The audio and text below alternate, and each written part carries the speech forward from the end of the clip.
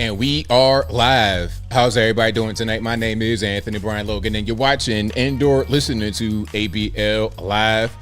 Thank y'all for joining me tonight. You could be almost anywhere in the world, but you're right here with me live on the show, and I appreciate y'all for that. We got a whole lot going on all over the internets, all over mainstream media, social media, and I don't know where to start. First of all, we got quite a few cabinet picks for the Trump administration. The new administration coming up.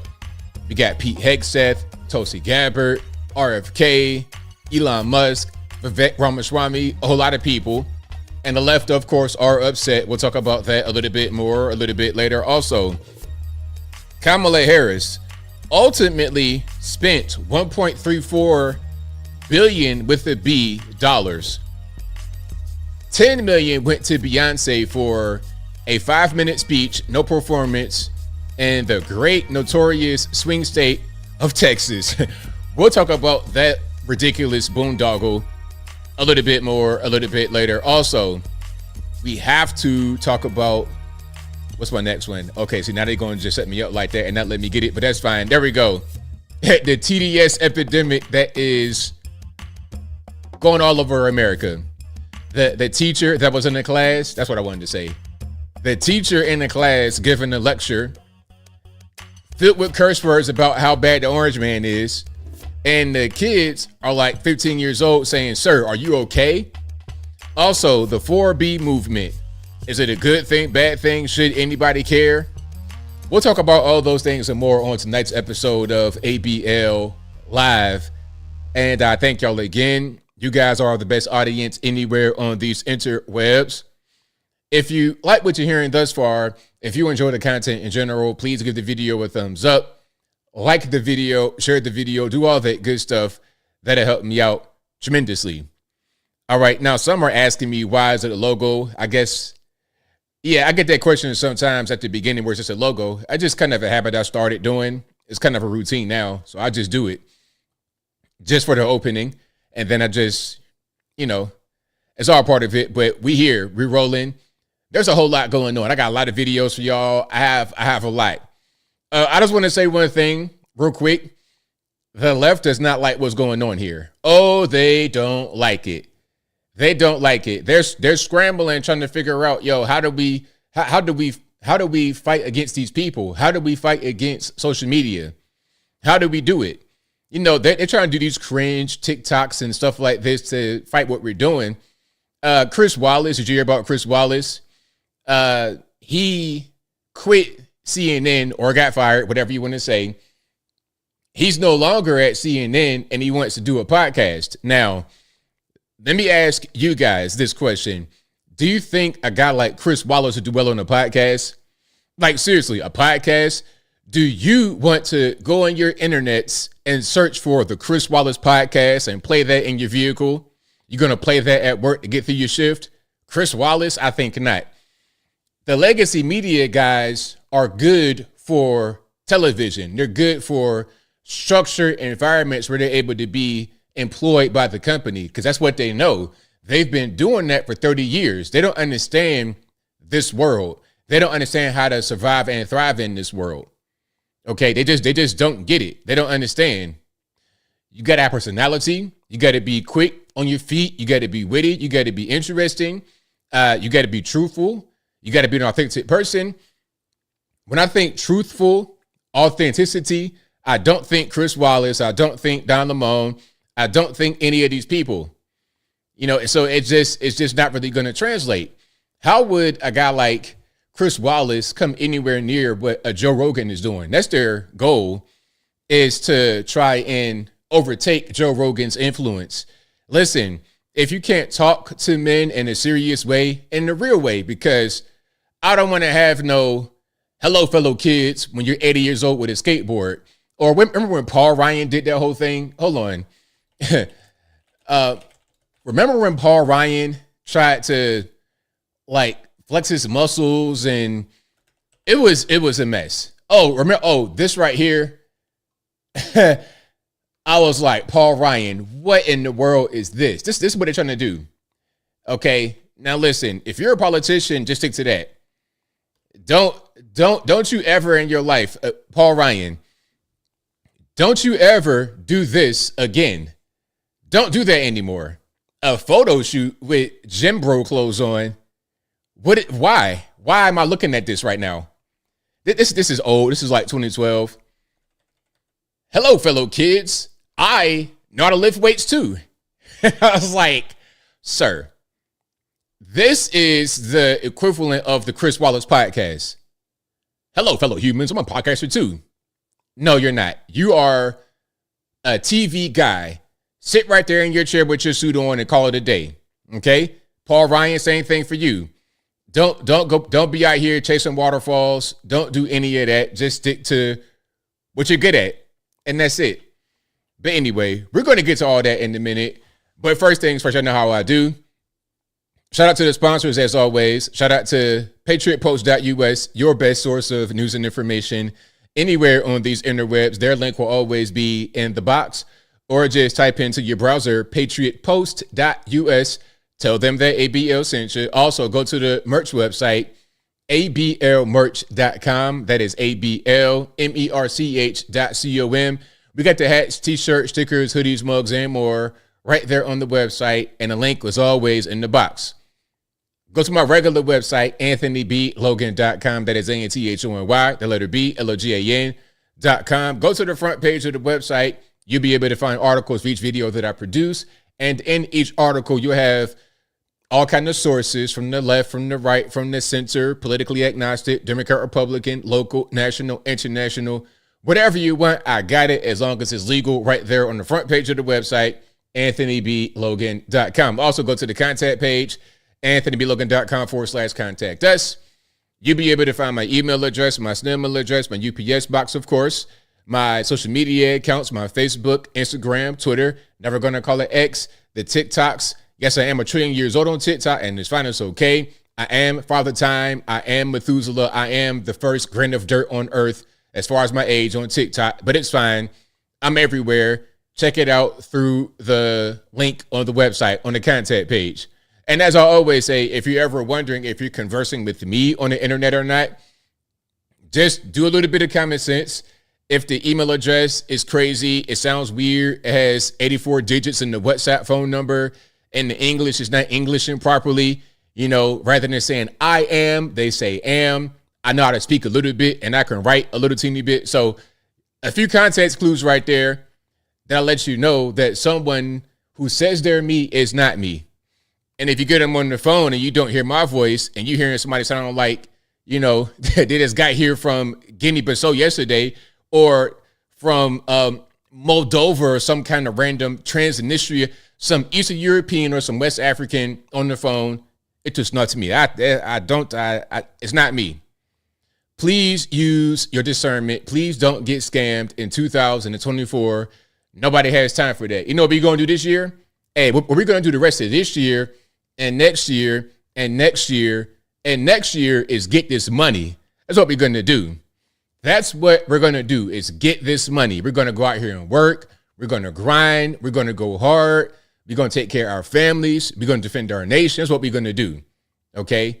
We're not going to be funding transgender surgeries for prisoners. Okay, you got a guy locked up. He done robbed a pizza parlor. And now he's talking about, I identify as a woman. Can you please give me a surgery? I think not. We're not giving you a surgery. Look, I wish I would allow my taxpayer money to go to prisoner BBLs. I'm not funding no BBLs, okay? Not of a young lady on the street, and for sure not for some prison inmate because he thinks he's a girl. I'm not going to do it. It is what it is. If someone wants to think that there's something else other than what they are, you know what? Your imagination is totally your imagination. Think whatever you want to think. That's your right. But what you're not going to do is make your imaginary thought process, your imaginary friend come to life and have me pay for it. I'm not, because it's not real, number one. It's not real. And number two, I'm not giving you money for that. I'm not giving a random person that I don't know money for anything. And if I have to give the money at gunpoint because IRS, what I'm not going to do is give money for that purpose. You see what I'm saying? But we got a whole lot going on. Shout out to you guys again for being here. I really, really appreciate y'all. We got a lot going on. Where do I want to begin? Right here. The way she walked off the stage. And if anybody has been around black women, anybody who's been around black mamas, has black mamas. Oh boy, the cringe is already ready. Black mamas. I don't think I call my mama black mama. Like I don't think I've ever done that. Ring. Hey son, hey black mama, how are you? I don't think I do that. Can I start from the top, please, to hear this cringe? The way she walked off the stage. And if anybody has been around black women, anybody who's been around black mamas, has black grandmas, or have been around very strong women. Have you noticed the arm? She walked off with the arm. Okay, what is the arm? Mr. White Man, explain to me what the black mama arm is. And I don't like that, black mama. Say mom. You don't say mama. Just say mom. It's okay. We don't got to do the thing you're trying to do. I don't like it. I don't like it too much at all. I don't like what is going on with your voice and your mannerisms. I don't like what is going on. Guys, we know what that arm means. We know what that mean. We know what the arm is. Like you can go out with the boys if you want to. Like that's the energy that she gave off. She was smiling, and it was a genuine smile. Like, because we can tell when Kamala genuinely smiles and when she's faking a smile. We know the difference. We see the difference. And in her speech, she said, she said that when we fight, we win. And the fight isn't over. And she walked off stage like she knew something. That walk and that arm gave off the, you just fell into a trap. She finally got that one little thing that she needed, that one extra thing that she needed. And now somebody's going to be going into the find out stage. Okie dokie. What in the, hey man, that guy right there, that's it. What he gave, as he said, it was giving tampon Tim Waltz. It was giving cringe white liberal. It was giving, I had a black female roommate in college, and now I think I'm a black woman. That's what it's giving. Sir, bro, what in the world was that, man? They vote, though. They vote. Those people actually vote. And you're asking, you know what? Why are there so many Kamala voters? Exhibit A. Exhibit A. All righty, let's keep on. Not sure why no one understands how I feel. You guys know that my husband turned Republican this term. I don't know why. I threw his ass out of the house. And I have to do more. I don't want to shave my head because that's going to hurt him. I'm going to look ugly. So I'm not doing that. I think I'm going to sleep. Okay, we're not going to do the rest. We're not going to fornicate with his friends. We're not going to do that. Okay? We're not going to do that. Let's give it a little bit here. The only way. I think sleeping with his friends will do. What do you guys think? His liberal friends, of course. All right. So there we go. Very, very, very demure. Ain't that what they say? Very, it's what we're talking about, man. Like, we don't even really got to do nothing. You know, we're talking about, once we get to expenses, as far as how much Kamala spent, listen, Kamala spent 1.34 million. Excuse me. Let me start that from the beginning, because that's completely wrong. Kamala's campaign spent $1.34 billion. $1.34 billion. And they still have not paid the $20 million that they owe. They had that much of cash to be able to spend. They backed up a bill that's that high. and they still can't pay it. Although they raised $1 billion, they still short. Trump's campaign raised and spent just under $400 million and won. I'm gonna say that one more time. Kamala spent almost $1 billion more dollars than Trump raised, yet she still lost and is $20 million in the hole. Trump has no debt, paid everybody, efficient, streamlined campaign, getting straight to where the dollars make the most sense. Let me tell you something else about Kamala. Kamala spent about $585 million on staff. Guess how much Trump spent on staff? Guess how much Trump spent on his staff? Give me a number. I'll wait for a little bit. But let's go through the numbers. Kamala, again, spent 1.34 and still owes $20 million. Trump raised about $385 million and spent right around the same amount. So what do you think he spent on staff versus what Kamala spent? Also, when you're talking about expenditures, that points to efficiency in general. If you are not efficient, then why would I vote for you? Why would I want to give you any of my, why would I want you to be in charge of my tax money if you can't spend campaign money efficiently? Okay. It's like if I put you in charge of a gas station and you can't stop selling the little sticker bars in the front and honey buns, if you can't stop selling that, then why would I let you manage something more that has more valuable things in it? Why would I want you to protect my home while I'm gone, house sit? You're going to steal my whole car. You're going to steal my whole house. You're going to become a squatter because you've already shown your character from the very beginning that you're going to steal. You're untrustworthy. Same thing with Kamala. You're a spendthrift. You just spend. Like you get an endless credit card and you're doing online shopping. I want you to be efficient with my money. Okay, that's the thing. So now the answer to the question about how much Trump spent on the campaign, on his staff, $10 million. $10 million. That's how much Trump spent on his staff. Right? Matter of fact, let me go to some of this here. I got to go to some of this, the spending.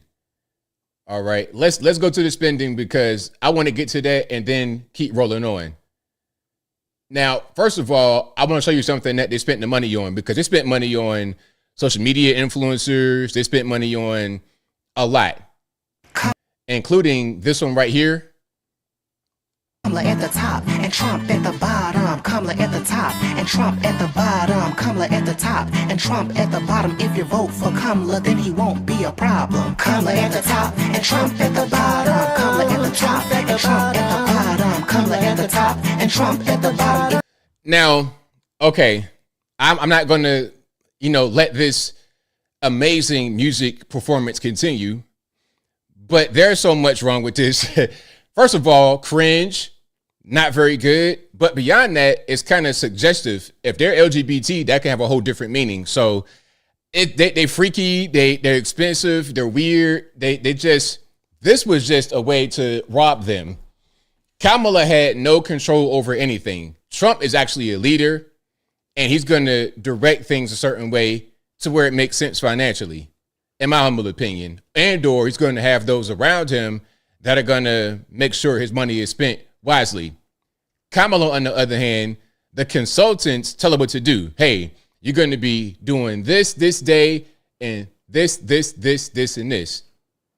Do all those things, and that's it. Show up here. Here's your script. Read your script, and that's it. And the money, don't worry about the money. We'll take care of all of that. And that's how they pretty much did her. Oh, yeah, that video right there. Yeah, this is paid for because there was, and you could go to Kamala's FEC, her campaign's FEC page where they declare all their expenses. There was millions of dollars spent on social media influencers. So videos like this were paid for. Absolutely. You may even see people like Mark Cuban, the rapper Plies, and other people delete tweets after she lost because the campaign was over. There was a mural out there in Atlanta that got painted over because it was a paid advertisement. And then once it was over, it was over. The mural was not there because she's some kind of great figure. The mural was there because they paid them to paint it temporarily until it was over. Okay, but let's keep on going here. Let's keep on. Let's get to the expenses. Over these numbers, $10 million for Beyonce to step up and back Kamala Harris publicly. $5 million for Megan Thee Stallion. $3 million for Lizzo. $1.8 million for Eminem. I mean, is that normally how it goes? You spend $20 million, you get yourself in debt to try to get a bunch of rich celebrities on stage? I'd never seen that. Maybe I'm ignorant of the fact, but wow. So let's go through that again. $10 million for Beyonce, $5 million to Megan Thee Stallion, 2.3 to Lizzo, 1.8 to Eminem. That's funny how Eminem only got 1.8 and then Beyonce got 10. Now, remember, Beyonce spoke for about 5 minutes on stage, no performance, and it was in Texas. Texas? Why are you doing anything in Texas and spending that much money on it? You're going to get a zero return on that. A zero return on that. You're not going to change anybody's mind with that.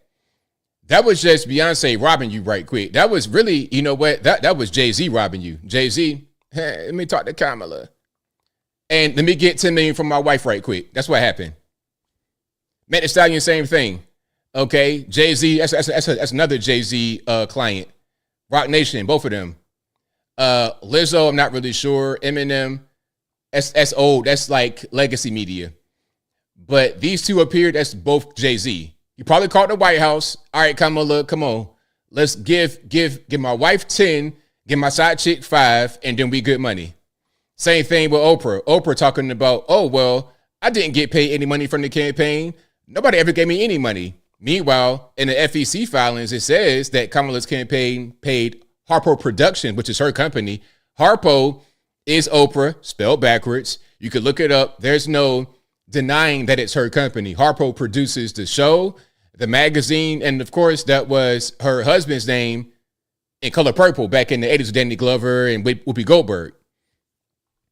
So, although Oprah, maybe it wasn't like, okay, Oprah, here is 100,000, $1 million or whatever in your hand.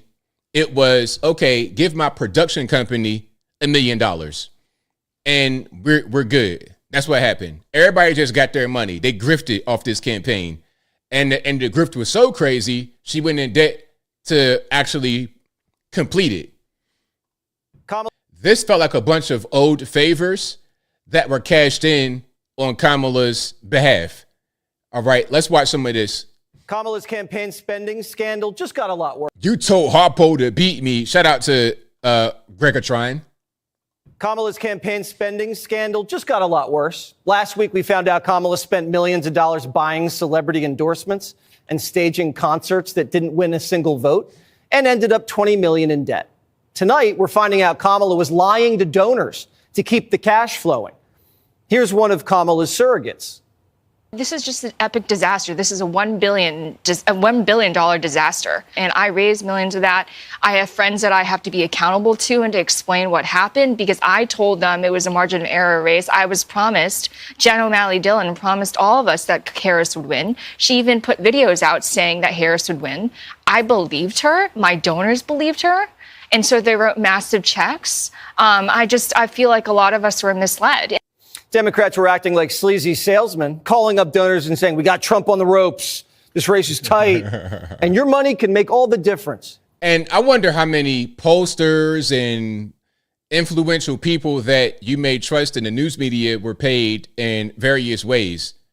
And they talk about Eric Adams. Like, can I just talk about this for a minute? Let me just talk for a second. I'm going to come back to my man Jesse in a minute, but just let me talk for a second. So Eric Adams, the whole thing with the charges on him is because they say the government of Turkey paid him influence money, or they influenced him with trips and whatnot. And what he did as a result was open the building that probably shouldn't have been opened. Okay, that's what the allegation is, which is enough to charge Eric Adams with, I think, a federal case. Now, it's okay when you are on the left and you do the very same thing. When you are Oprah Winfrey getting paid to do a town hall for Kamala, and you say you didn't get paid, but you did. Another one, Al Sharpton got paid some money, or his organization got paid some money, and then right after that, she goes on this show and he's stumping for her. Okay, isn't that a conflict? Isn't that something, or is it nothing? It's nothing when you have a D next to your name, when you are seen as a liberal. It's okay. Anybody else, you're going to go to the penitentiary to make big rocks to little. And also, if you have a D next to your name and you kind of get out of line, Eric Adams, talking about the migrant crisis is a bad thing and shut the board. Oh, no, don't say that. Don't say that. Now we're going to put lawfare on you when we don't do it to anybody else. You save it for certain times. But the race wasn't close, and $1 billion just got washed away in a landslide. Her donors got fleeced, and Kamala was clueless. One Democrat official told Notice, "I'm amazed that we even got close. The campaign has been broken since the beginning." Kamala inherited Biden's campaign, which was already shaky because no top talent wanted to move to Delaware. Right after the donations started pouring in around the August convention, Kamala started to fizzle. In September, the cash flow dried up. Her honeymoon was dead, but they kept her in the dark. It got so bad, some black staffers were on the brink of suing. Black aides felt routinely mistreated and demoralized. Some had even wanted to make formal complaints and refrained for fear of retaliation. Wow. Black staff feeling like they were mistreated and demoralized. We've seen Kamala. Kamala does not really like black people for real. Not really. Not really. I mean, I've seen her interact with us quite a bit. Remember, what was it? Was it NABJ? One of those events. I think it might have been NABJ. And after the event was over, she just kind of tossed her hand up and walked away. Didn't even acknowledge anybody on stage. She doesn't like us, actually. The media tells you that she's a black woman when in reality she is not black and does not like black people. You worried about racist people? I never heard no black staffer say that about Trump ever in my life. Oh, he got sued. Sued for what? A property manager? And what the property manager allegedly did? Again, Nick Cannon's, when Nick Cannon was married to Mariah Carey and they had the kids, their nanny said that the baby headbutted her in the chest and caused her emotional distress. So she sued Nick and Mariah for that. Getting sued and paying a settlement means nothing in this society we live in. Very litigious. But this right here is a specific complaint. And if you're a Kamala staffer and you're a black person, you are liberal, and there's no denying that. I don't know anybody that's any kind of way conservative and a black person that'd be on the Kamala campaign. Maybe I'm wrong, but I doubt it. I doubt it. She does not really like us, but the media wants to make her be a black woman to try and get that vote from those who think that it's their job to do that, to vote for a black woman. Identity politics. In October, Kamala was scheduled to tape a fundraising video. While she was reading the script, Kamala stopped at a line. "We missed our fundraising deadline." She looked at staffers and said, "Well, we can't lie to people." But it wasn't a lie. One low-level staffer had to tell Harris that the campaign did miss its goal. The Kamala Harris campaign was running out of money, and no one thought to tell Kamala Harris. And Kamala Harris never thought to ask. Because Kamala is not in charge. I mean, these people aren't in charge.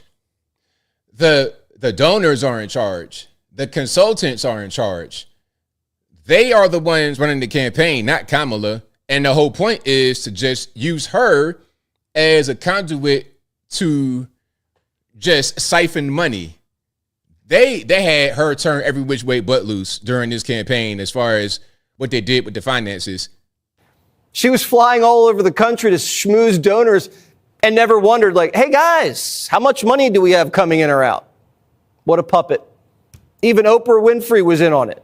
The billionaire Weight Watchers tycoon demanded the Harris campaign pay her $1 million to do that little town hall interview where she claimed she had a Glock.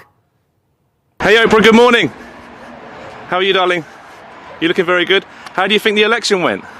Not talking about the election, thank you very much. Oh, is it true that they paid you $1 million for the endorsement for Kamala? Not true. Not true, okay. I was paid nothing, ever. What do you think about all the celebrities with their mass exodus? I'm not talking about Do you think Prince Harry's gonna lose his visa now that Trump's president? That was a good question, though. And some of you guys were commenting about how Oprah looks. Oprah does not look bad to be 70 years old, to be totally honest. I'm not a fan of Oprah, but I'm just saying she's 70. So she is a little hunched over, 70 years old. Thank you, Oprah. Kamala also blew $20 million on celebrity concerts. They even put Kamala's face on the Sphere in Vegas. Oh my goodness. It did that for real. Hey, anybody in Vegas? CGA, did you see this? Did you see Kamala on the Sphere?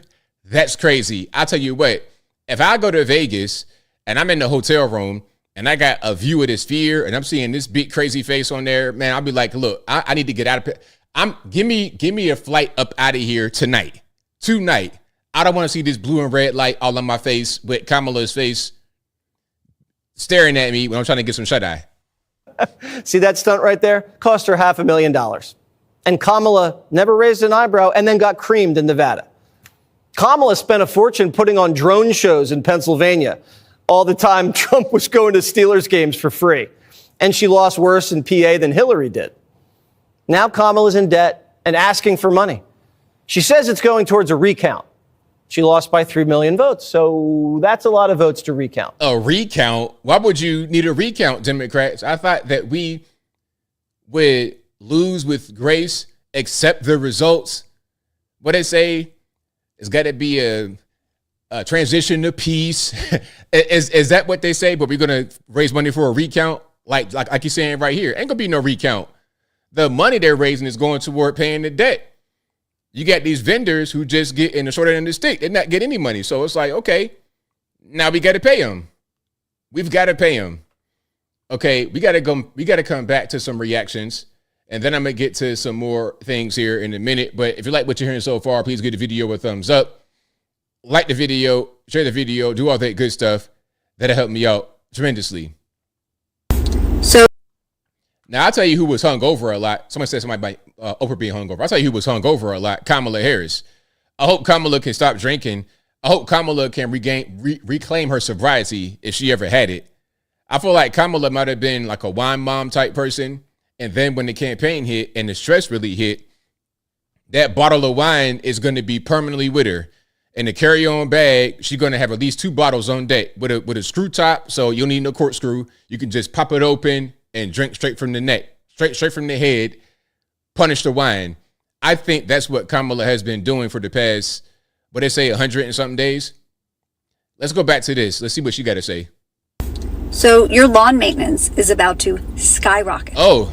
Because 90% of workers in the lawn maintenance industry, they come from Mexico. And whether they're here legally or not, Stephen Miller, who Trump's going to put in charge of his mass deportation project, is going to deport them.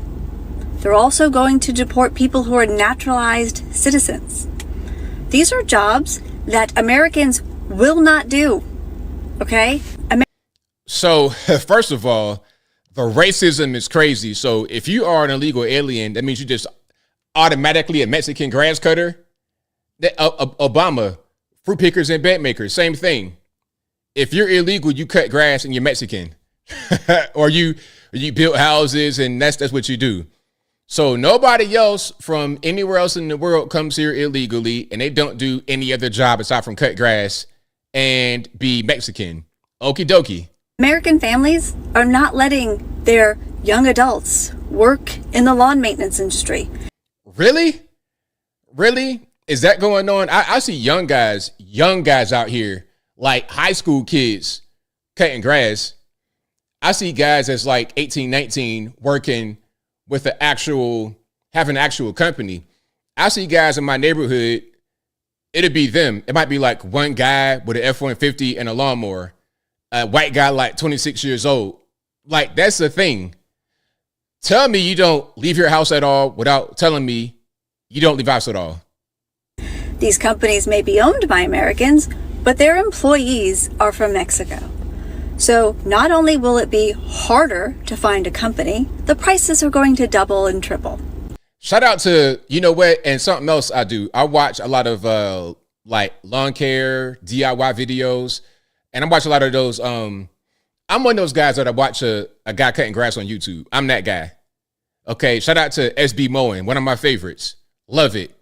When they get the grass cut right, when the edges right, when it's like a real big crazy growth, and they got to go in there and take out tree limbs and tires and all of that.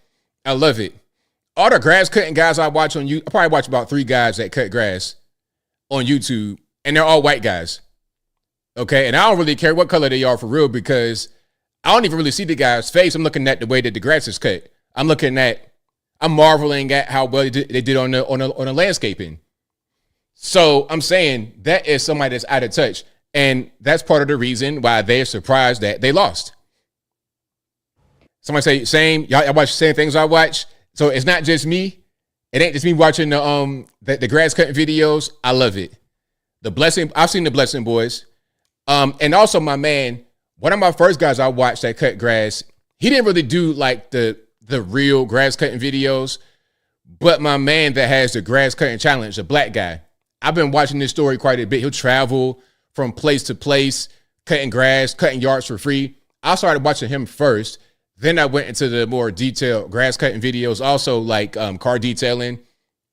I love the car detailing videos. Car detailing, grass cutting, also like home maintenance, anything dealing with any kind of tinkering, using your hands. I love it. And these guys, believe it or not, white lady, they're of all colors. And there's even some women in there doing that. Imagine that. It'd be a whole white lady in there cutting grass too. I saw one video of a white lady cutting grass with the scythe. You know what I'm talking about? I'm going to show that in a minute. Let's watch this one right here.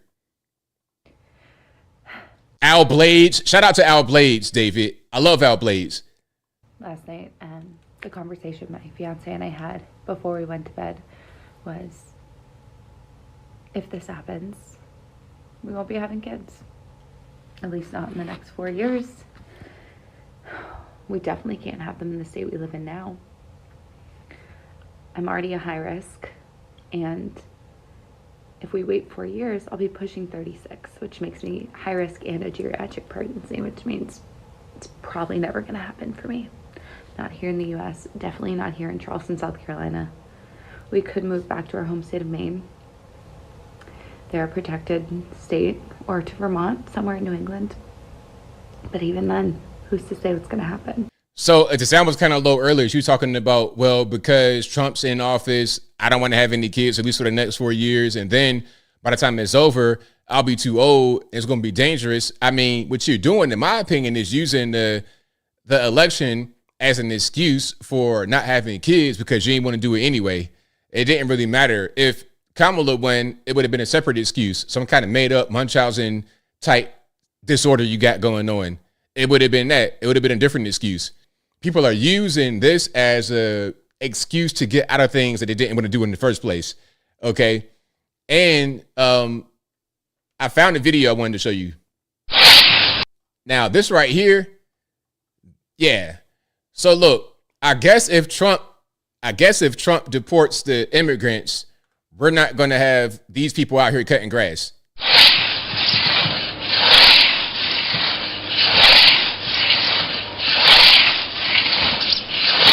Hey, Miss White Lady, what color is that woman right there? Is that a Mexican illegal alien? Is that a Mexican grass cutter? Look, she out there with the long dress, t-shirt, no shoes, and is it a scythe or a skith? This long blade, she's just swinging to cut the grass.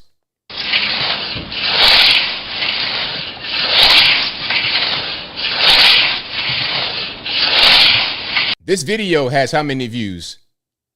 19 million views. Yes, it does. Okay, so I'm not alone. I am not alone. Shout out to her. Yep, like a crop circle. That's kind of what that is, right? Let's keep on moving here. Absolutely nobody is going to convince me that Donald Trump didn't steal this election, because he 100% did.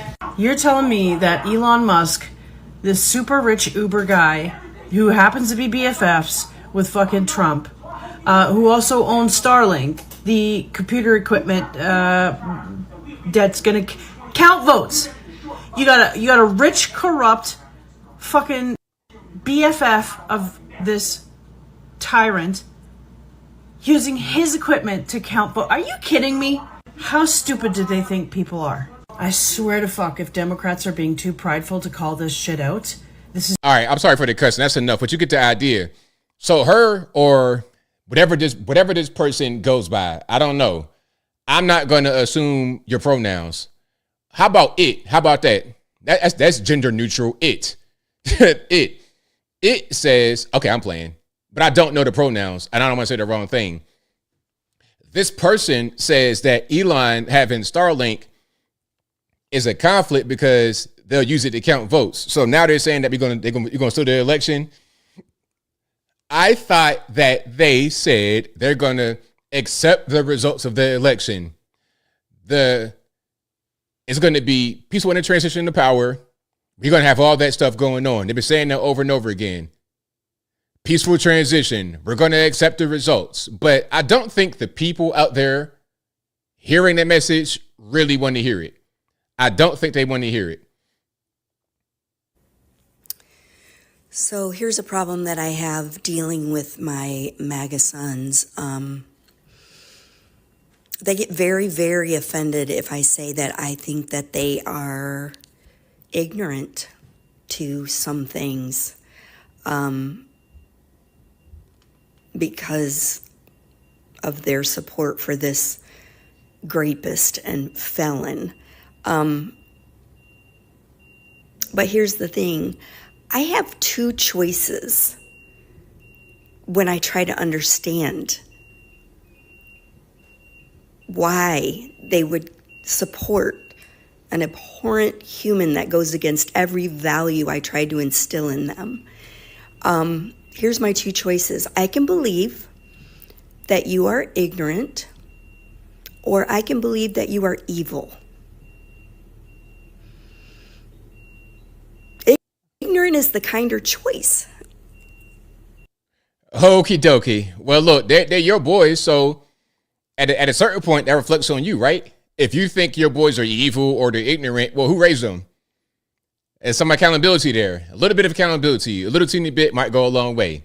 Maybe you raise good boys and they're out there being good guys, productive, not going to the penitentiary.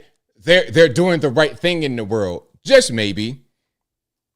Rather than worrying about who they're voting for, rather than worry about the orange man, worry about how they're actually doing in society.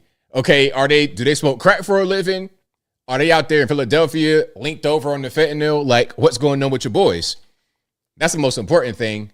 And also, I'm glad that some people are following through on their promise to go ahead and skip town, get up out of here now that Trump has won. All right.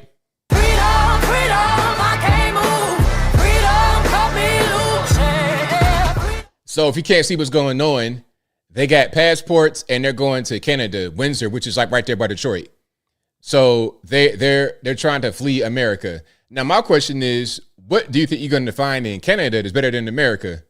Okay, what you going to find out there? They got better poutine. They got better elk out there. I don't know. Like, what you going to find in Canada? Okay, and my man, you got bigger fish to fry. Matter of fact, don't fry no more fish. Stay away from the fish fry. How about that, big man? Okay, let's get the hypertension under control, and these big fingers, let's get them kind of reduced a little bit. That should be the focus, but hey, man, let's go to Canada and escape the orange man with the Beyonce in the background. Maybe that's why Beyonce got paid so much money, because I guess she's a cultural thing. People like her a lot on that side. I don't know. Now, let's go back to Charlemagne. I'm not going to play too much from the Breakfast Club. I want to show this moment. So apparently somebody from this show that he has with the comedian Andrew Schultz. And Andrew Schultz, that's MAGA all day long, in my opinion. But anyway, so a young lady that works for them, I guess in the production, start crying on the set over Kamala. Can we check this out? You know what I was shocked about this election, though, and Taylor brought it up before, that I thought that the Roe v. Wade was going to play a much bigger role. I did too. Because as a woman, I'm gonna stop giving a fuck about shit y'all don't give a fuck about. I'm sorry for the cussing. I wish they would just not cuss so much. If they cuss too much, I can't play the video. I'm sorry.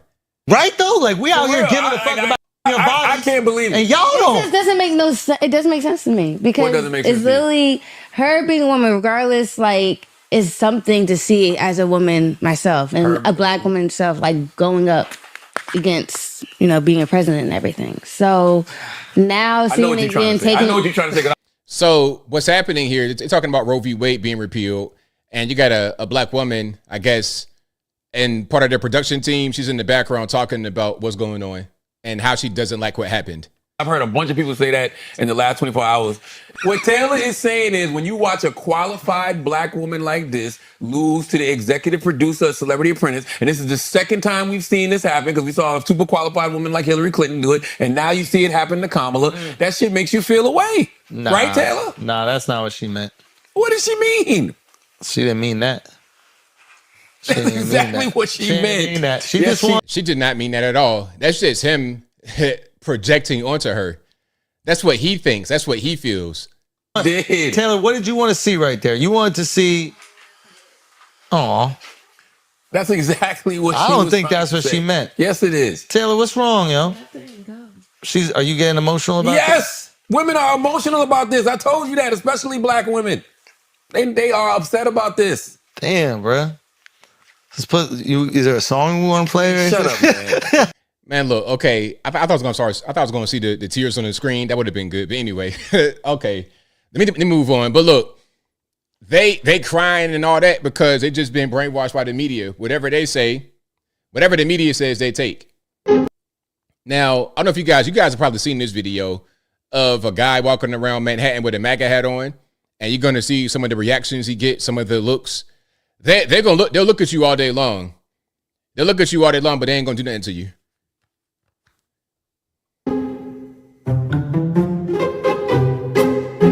There we go. There go one right there. That look right there is hilarious. That's funny. If you work with somebody and you get that look from your coworker, man, you about to get fired because she going straight to HR and is going to be crying and all of that on you. So that look right there you want to avoid in the workplace, especially. Okay, not very happy. Ew. How dare you?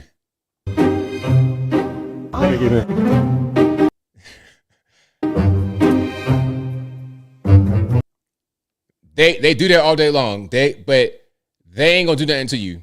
They might say something under their breath as they walk away, but they ain't gonna do nothing to you.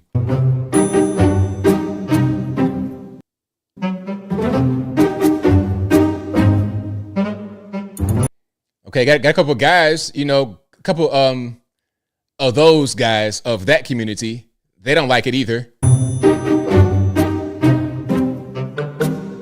I mean, you know what? I didn't even realize that they were together, looking like two Luigis. I didn't even know they were together, but I can already tell that the dude had something else going on.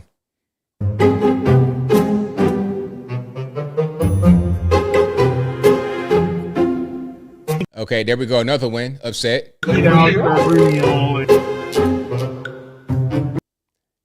She's jogging, then stop jogging to stare at him. She kind of just start walking at that point. Is it really that serious? Is the hat that serious? Are we going to start crashing out over MAGA hats again? Remember when that was going on back in, I think, probably the 2016 election? People were getting punched in the face and all of that over the MAGA hat. I'm like, my man, it's just a hat. I promise it's not that serious. Okay? Y'all running around here wearing all kind of stuff. I be seeing these women that got a serpent right here in between their chests, Baphomet, all of that right here on their forehead. And I'm not trying to crash out over that. So why crash out over my hat? You keep your crazy occult stuff all on your body like somebody didn't scribble on you. You keep that on your body. I ain't gonna bother you. So in return, I keep my hat on.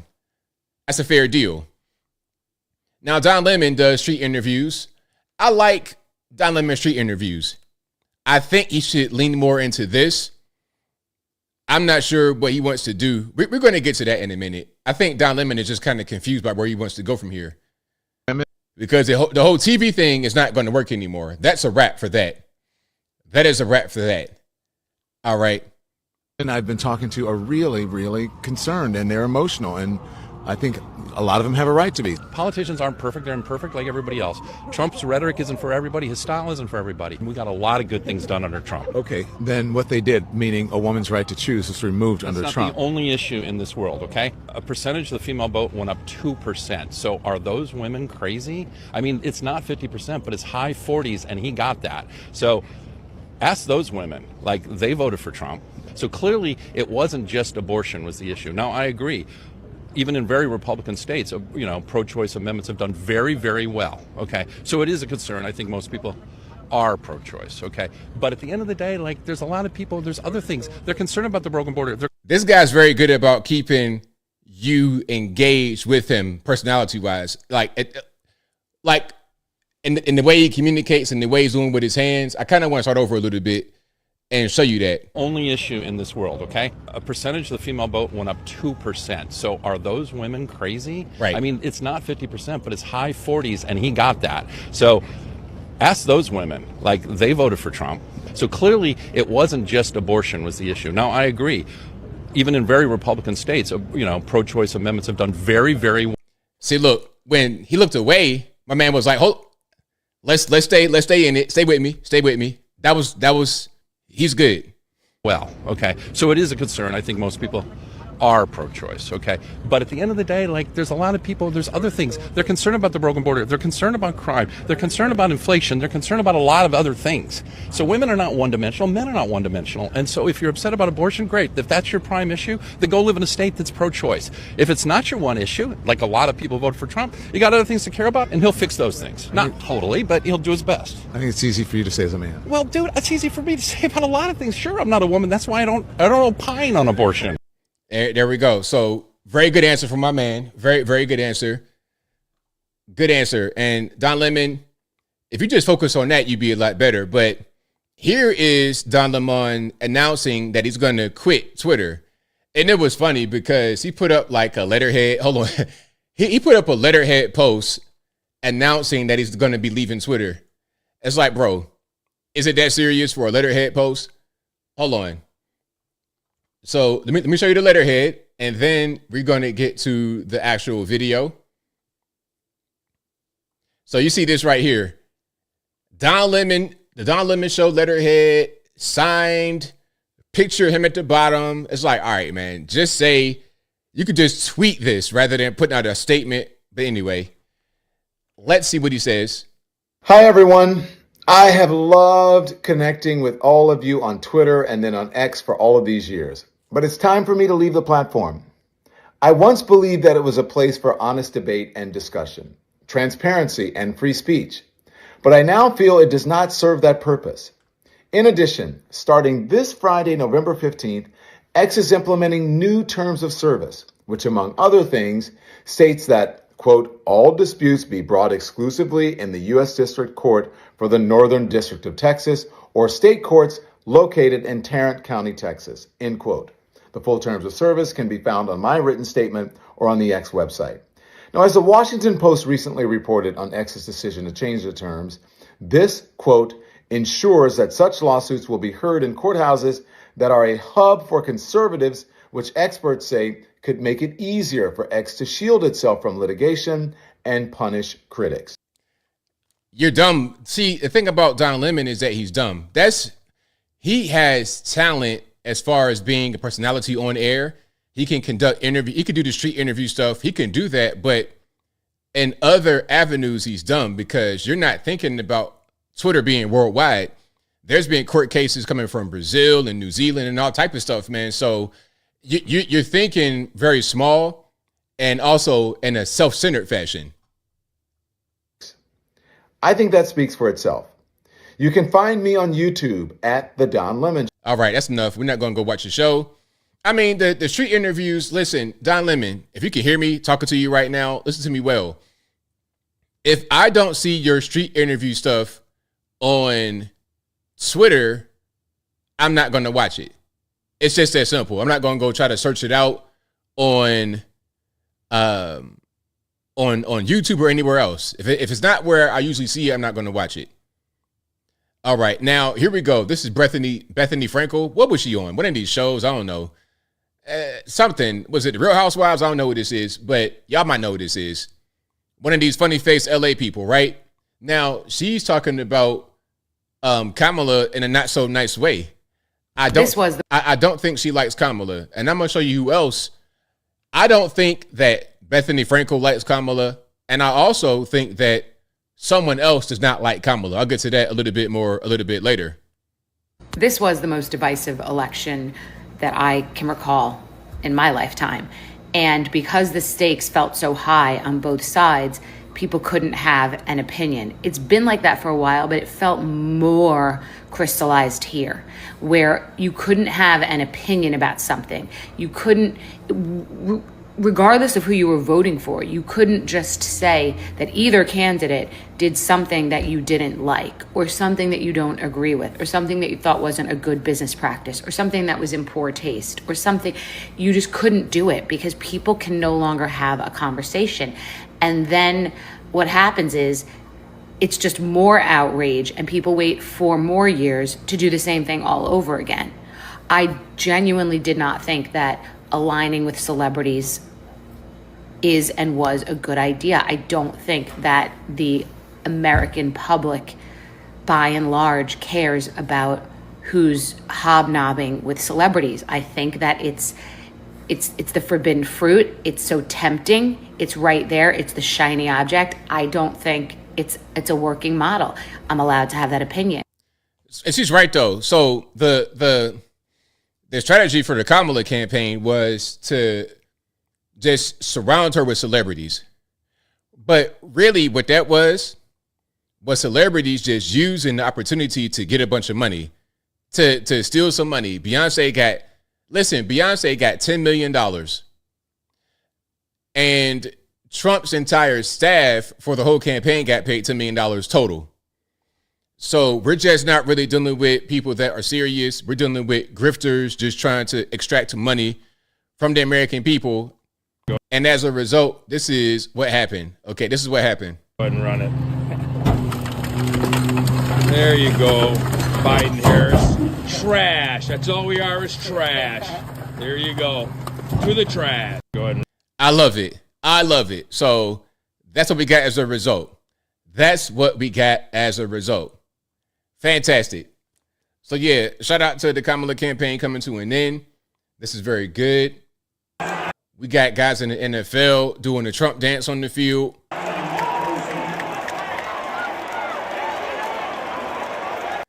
Now I can't play that too much because NFL will get on my hind parts. They will say, "Hey, no, don't go start doing that now. Don't go start showing NFL clips. We will find you. We will get you up out of there." All right, we have a few more, and then I'm gonna get to some other stuff. I don't care. It's happening. I'm crashing out. I'm done, okay? I blew up on this godforsaken clock app when I was like 19 or 20 years old, okay? Back then. Keep in mind. All right. Now, I realized within the past few months that I'm old now, okay? I'm old. I'm going to try to translate this right here because I was even kind of confused at some points, but ultimately, it's a solid message. Let me start from the top. And I think the clock app she's referring to is TikTok. You get it? TikTok clock.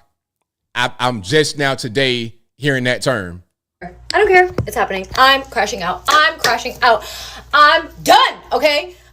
I blew up on this godforsaken clock app when I was like 19 or 20 years old, okay? Back then. Keep in mind, it has been 4 to 5 years and life has hit me like a fucking truck, okay? I'm no longer the stupid brain liberal that I used to be when I was 19. And I am being hated on so much for simply changing sides. And I'm done. I'm so tired of my old fan base. I don't give a fuck for identity politics. I voted for Trump and I hate fat people. So yeah, basically what's going on is when she blew up on TikTok, she was like 19, 20. And now that she's gotten older and wiser, she has become conservative and voted for Trump, and people are hating on her But she's like, you know what? So what? I don't care. And I hate fat people. So take that. So yeah, shout out to her. Hey, I support you in your endeavors. I support you for, growing up and becoming an adult. I support that quite a bit. Now let's watch this one. So let me get this straight. And let me get some more sound. Let's let it rock. So let me get this straight. You got women cutting off their hair and withholding their bodies from men, all because Trump got elected in office. Well, that man really doing his big one, because that's what we've been wanting y'all to do the whole entire time anyway, is to keep your legs closed. That way you don't have to be screaming about women's reproductive rights. Because guess what? You got the right to keep your legs closed. So congratulations. You passed the test. Thank Donald Trump later. There we go. So that refers to the whole 4B movement. I don't understand, they thought that was going to be something that we didn't like. They thought that was going to be a way to stick it to the conservative people. So let me get this straight. You got a lot of these really ridiculous liberal leftist people who say that they don't want to do any kind of procreation, no dating, no marriage. Great. Fantastic. I don't think anybody really has a complaint. I don't think anybody's really saying, you know what, man, I wish that lady that's super crazy and tried to spit on me because of my MAGA hat with the blue hair. I don't think anyone is losing sleep or crying their eyes out every night in the pillow because they don't want to procreate. I think that's going to be a net positive, a net benefit for society. I think it will. And I think y'all agree. Yeah, that 4B stuff, that 4B nonsense, I think that we can all agree that it's a good thing for society if they don't want to reproduce. Let's get people that have brains and IQ above room temperature to have babies. All right. And don't anybody try to tell me that, because I know it. But hey, let's watch this one. This right here is a feel-good story. Young man has cancer. Hear me out on this one. This would make my day and the best day ever. Have lunch in the White House with Donald Trump. There you go. Love it. Trump 2024, baby. Yeah, love it. So the young man has cancer and he can make a wish. And he's saying his wish is to speak to Trump and have lunch with him in the White House. All right. So shout out to the young man. We got a response. This right here. Listen, this right here is why Trump is the president, is because he connects to the people. It's just that simple. It doesn't matter who you are, what color you are, what gender you are, whatever. He connects to the people and he has good policy. It's just that simple.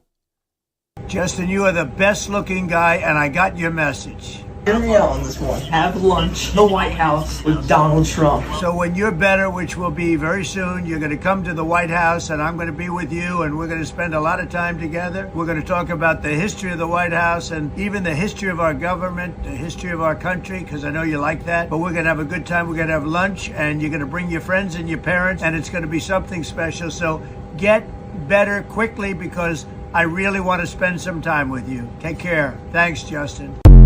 So there we go. That is what good presidents, good leaders do. They connect to their people. They do things for the people. I mean, and the funny part is that we showed them, meaning the left, how to do these things. We showed it with the McDonald's situation, with the dump truck, all of that. We showed them throughout all of this, having your Turning Point USA, having events, having speakers come talk to people. We showed them how to do it, but they feel like their old school ways continue to work, and they don't. They don't. All right. So yeah, shout out to Trump for that. Now, speaking about being able to connect to people and whatnot, AOC was asking people that follow her questions. One thing she was asking was, if you guys follow me and you voted for me and also voted for Trump, tell me why. And she got quite a few answers. And one of the main things people said, again, she was asking people who voted for her and Trump to tell her why they did that. And what they said was, you're a real person, and so is he. Now, I wouldn't vote for AOC, but I understand why somebody might want to vote for her. Let's watch some of this right here. So this is her responding to a question. The question is, do you buy the argument that woke loses elections, e.g. saying Latinx or Latinx, however you pronounce that ridiculous made-up word? Personally, I don't. I think that a lot of voters really don't like fake people, and they're sick and tired of fake politicians. And so what I actually think is worse is saying something you don't believe. And so if during the entire time in campaign season, you're saying that you're down with trans people or like the LGBT community, and then you lose an election, and then the next day you say all that stuff was wrong. I actually think what people are more upset about is someone was doing something they didn't believe and just saying something.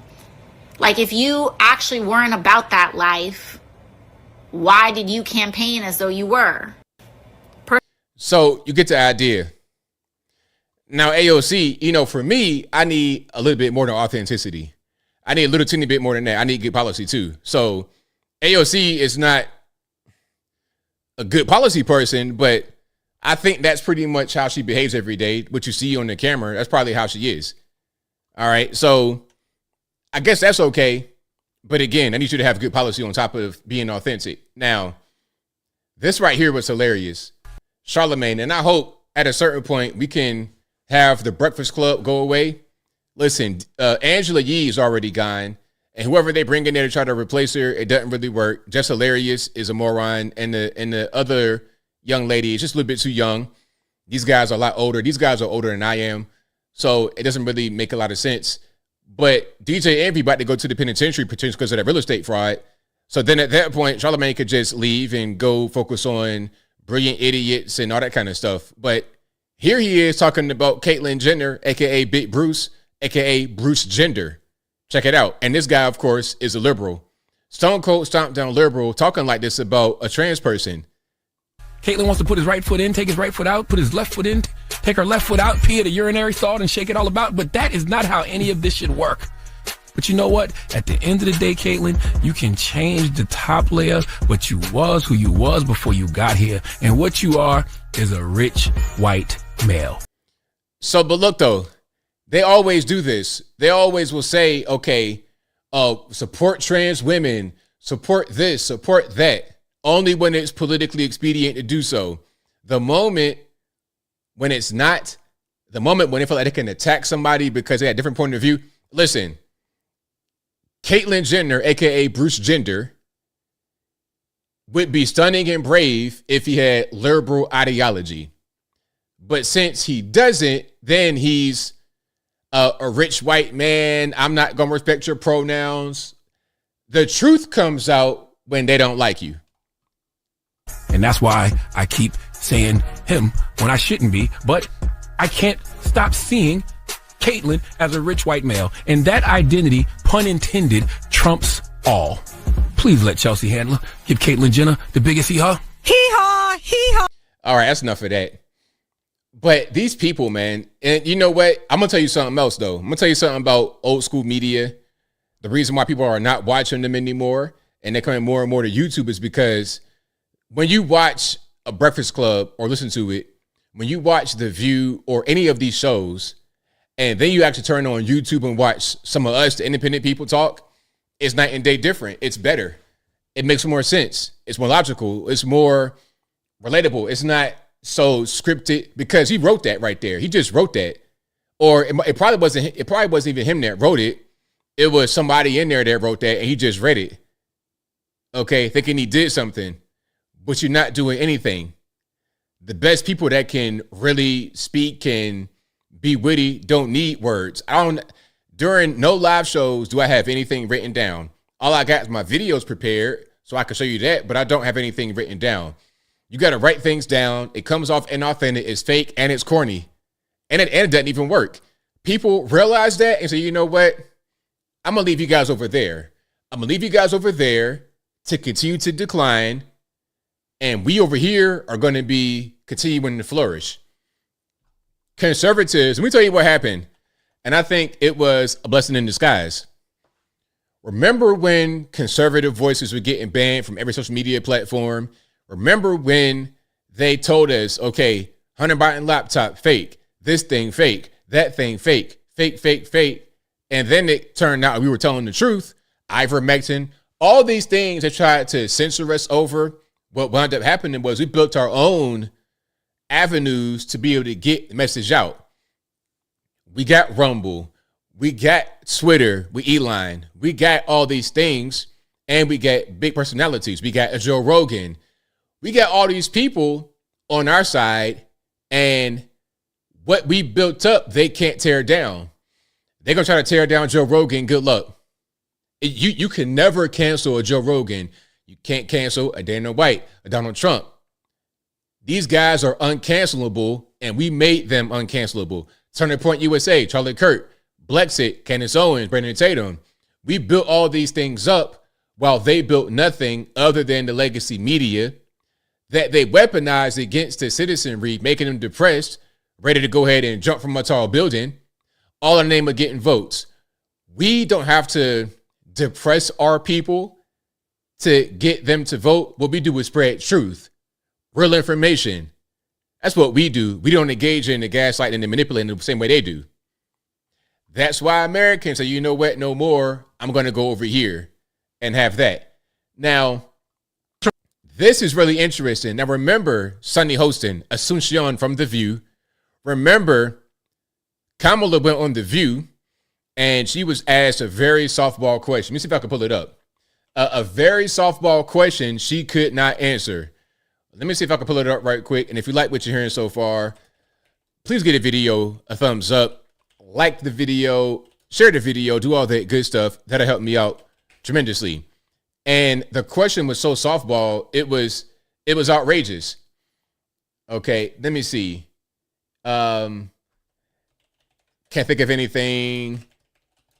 When asked, hey, what would you do differently in a Kamala Harris presidency that was not done during your time with Joe Biden? Nothing.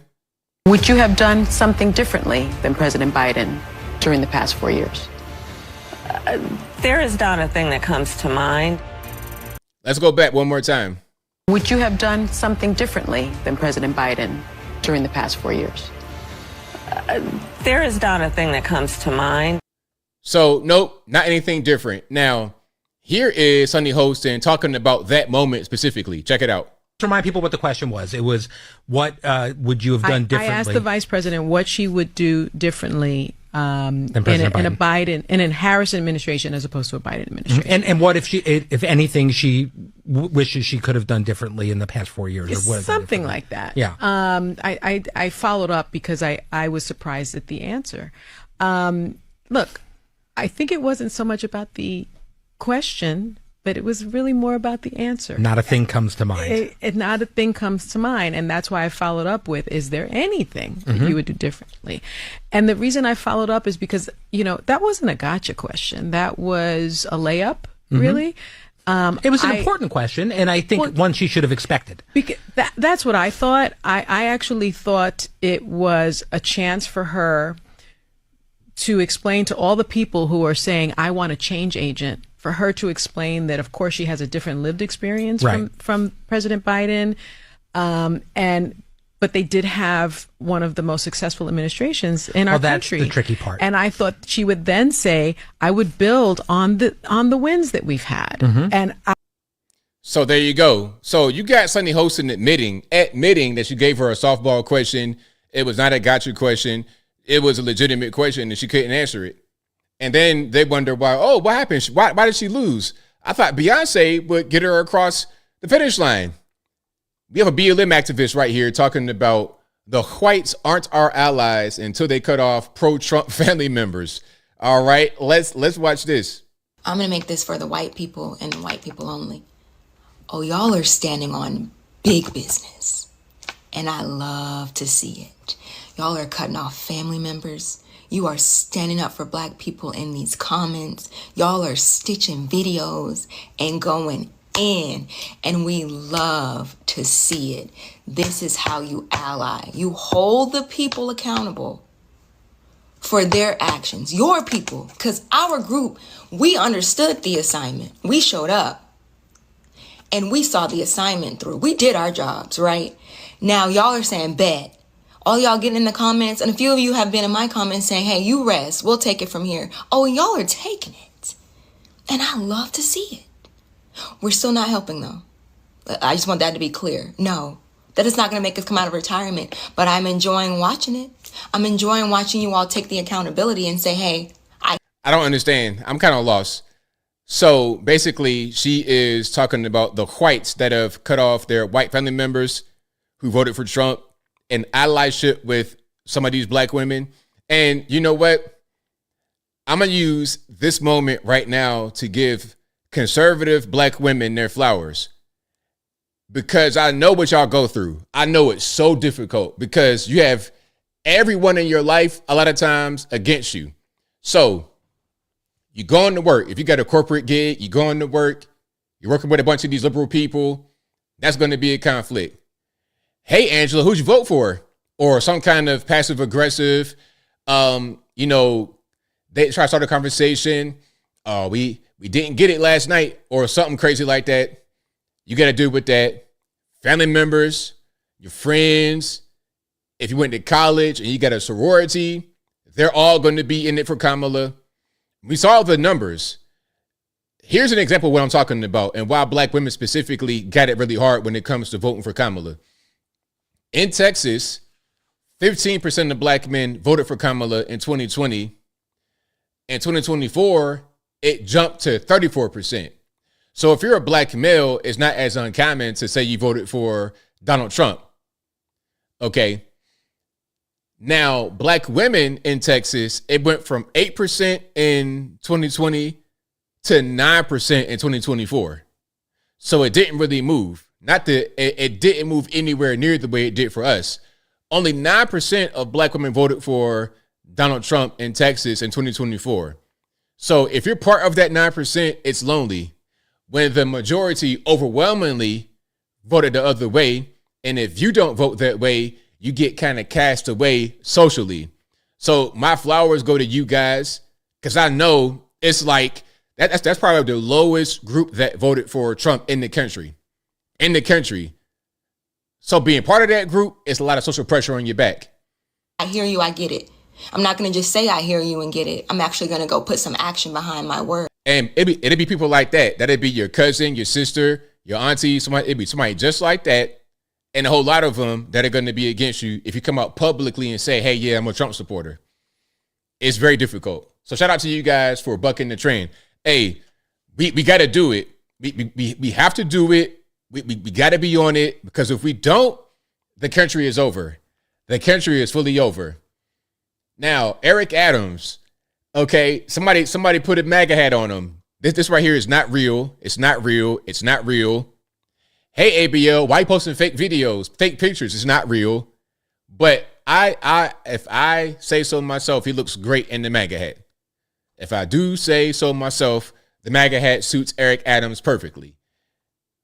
Now, the media out there are asking him about the massive deportation. We saw recently that he cut off the whole debit card for migrants program.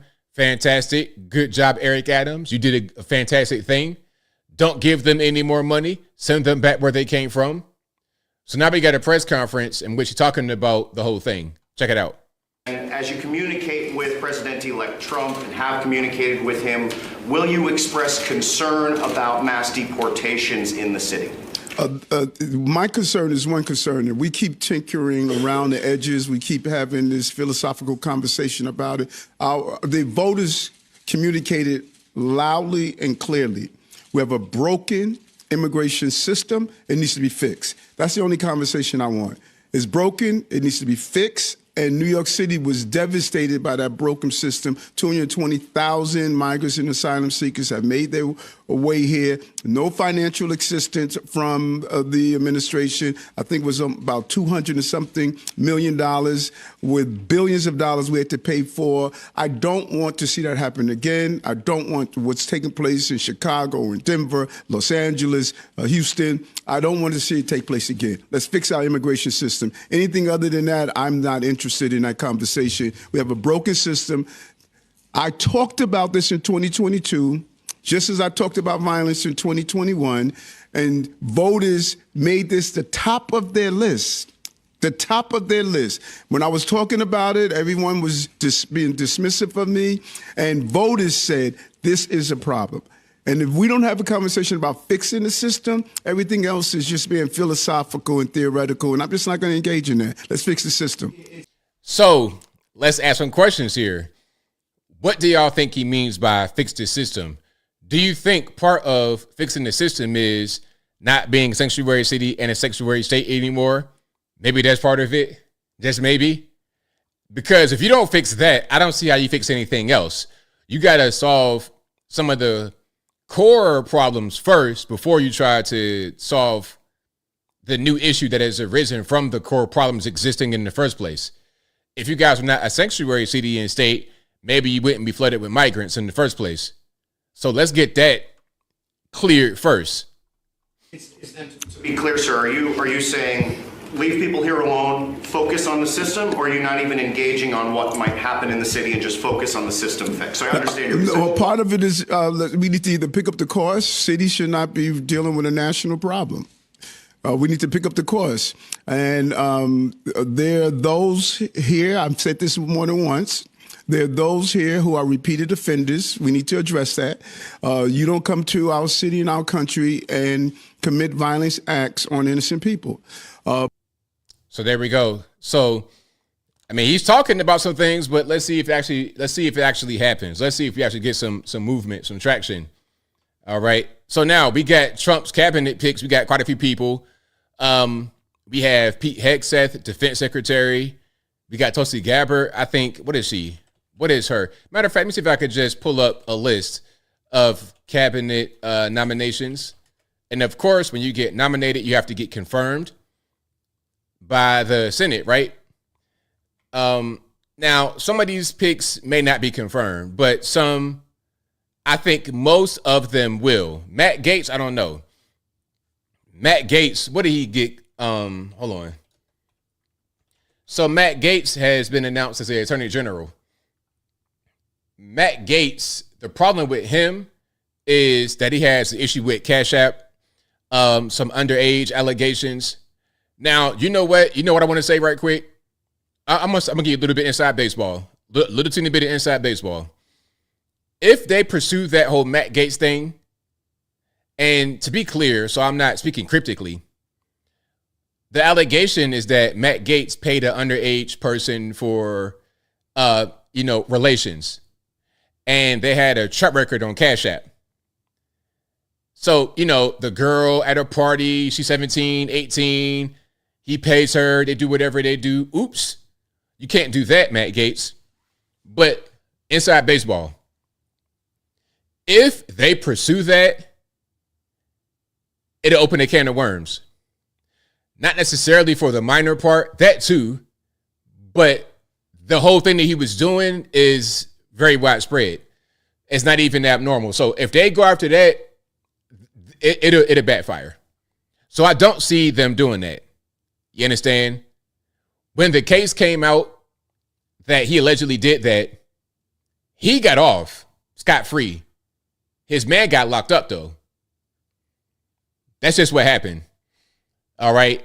And that's the reason why I say he might not be a great pick, because of that on his back. Although they're not going to pursue that. Because if they did, it'll open a big can of worms in Washington, D.C. Yes, it would. Remember, we saw Madison Cawthorn, the wheelchair guy. Not that wheelchair guy. Not the mumbling translator. Not him. The other wheelchair guy, the politician, Madison Cawthorn. When he came out and said that one of his Republican colleagues invited him to his home for a sex party, That was it. You didn't see Matt Cawthorn no more. This whole thing with Matt Gaetz is along those same lines. But we got a list here. So far we got Marco Rubio, Secretary of State, and also let me know, like, are these good picks, bad picks? Let me know in the comments. So Rubio, Secretary of State, Matt Gaetz, Attorney General, Pete Hegseth, Defense Secretary, Kristi Noem, Homeland Security Secretary, John Ratcliffe, CIA Director, Tulsi Gabbard, Director of National Intelligence, Lee Zeldin, EPA Administrator, Elise Stefanik, UN Ambassador. And there's other things that there's no need for confirmation. Of course, J.D. Vance, Vice President, Susie Wiles, Chief of Staff, James Blair, Chief of Staff Deputy, Taylor Budowich, Deputy Chief of Staff again, Stephen Miller, Chief of Staff Deputy, Dan Scavino. Dan Scavino, great, fantastic Chief of Staff Deputy. Homan, Border Czar. This right here is my favorite. Listen, Tom Homan is my favorite pick of the bunch. Completely no nonsense. You know what I say sometimes? All right. When you want someone to be a leader, someone to get things done, I don't want somebody that don't know what gender they are, that don't know if they're a boy or a girl, and they're 75 years old, penny thief. I don't want those kind of people. Okay? I don't want no Rachel, aka Rick Levine. I don't want the penny thief. What's the guy's name? I don't know what I'm talking about. The guy that had on the dress looking like Krillin from Dragon Ball Z. He looked a whole big crazy mess. Okay? He looking like, I don't know, a cartoon character at best. I forget his name. Y'all know what I'm talking about. The funny looking guy with the stolen dresses. I don't want those guys to be in leadership. Give me that guy with the crazy big jaw that can headbutt you and knock you out with one headbutt, and you're done. All right here is like that, split open from one headbutt. So guys like that, chiseled jaw, rough, straight to the point, efficient, smart. That's who I want, especially on the border, the most important part of our country right now, that southern border. Michael Waltz, National Security Advisor, Bill McGinley, White House Counsel, Elon Musk, Department of Government Efficiency, DOGE, D-O-G-E, Doge, whatever. Back in the day, or I guess not long ago, Elon had this coin that he was pushing, crypto coin called Doge, D-O-G-E.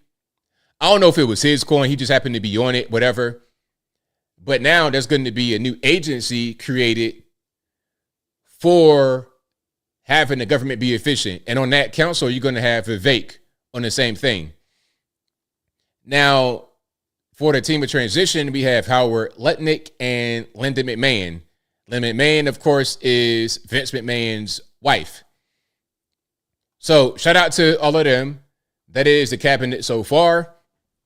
And we're going to, Sam Brenton, thank you, Anita. Sam Brenton, the funny looking dude that was a penny thief. Yeah, we're going to get past those kind of guys. And then they said, well, Pete Hegseth is a Fox News anchor. Why is he the defense secretary? Well, Pete Hegseth is also, he's also an Ivy League grad. He's also a decorated military veteran, been deployed Iraq, Afghanistan. He's a smart guy. He understands geopolitics. He's not just a TV guy. They want to try to like play as if he has no experience. His only thing was, he's not one of y'all though. You see, not you guys that are watching. When people like Joy Reid and Don Lemon laugh about Pete Hegseth becoming defense secretary, it's because they've not done anything else other than be on TV talking for a living.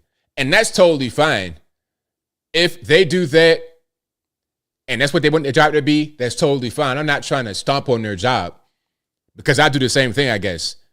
But I've done more than this. I'm not just this.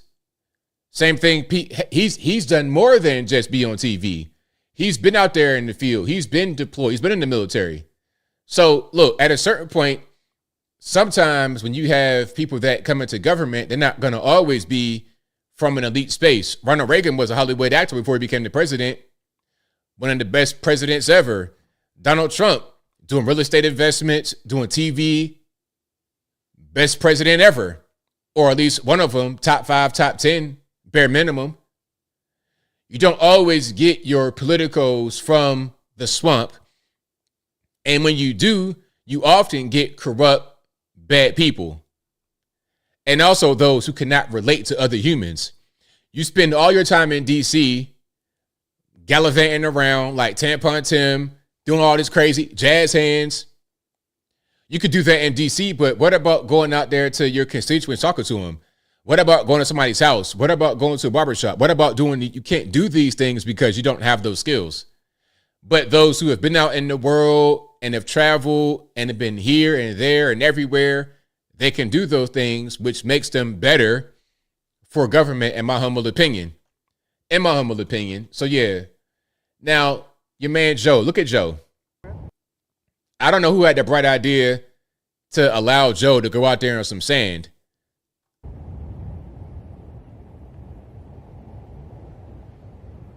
Oh, wait a minute. Okay, I'm not going to talk on this one. There's some commentary already on it, and it's hilarious. So if you guys can't see, this is Jill Biden and Joe walking across some sand for some reason.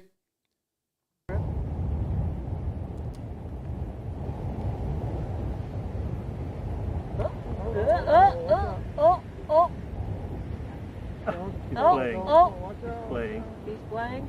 Yeah. He's playing. He's trying too hard. He's playing.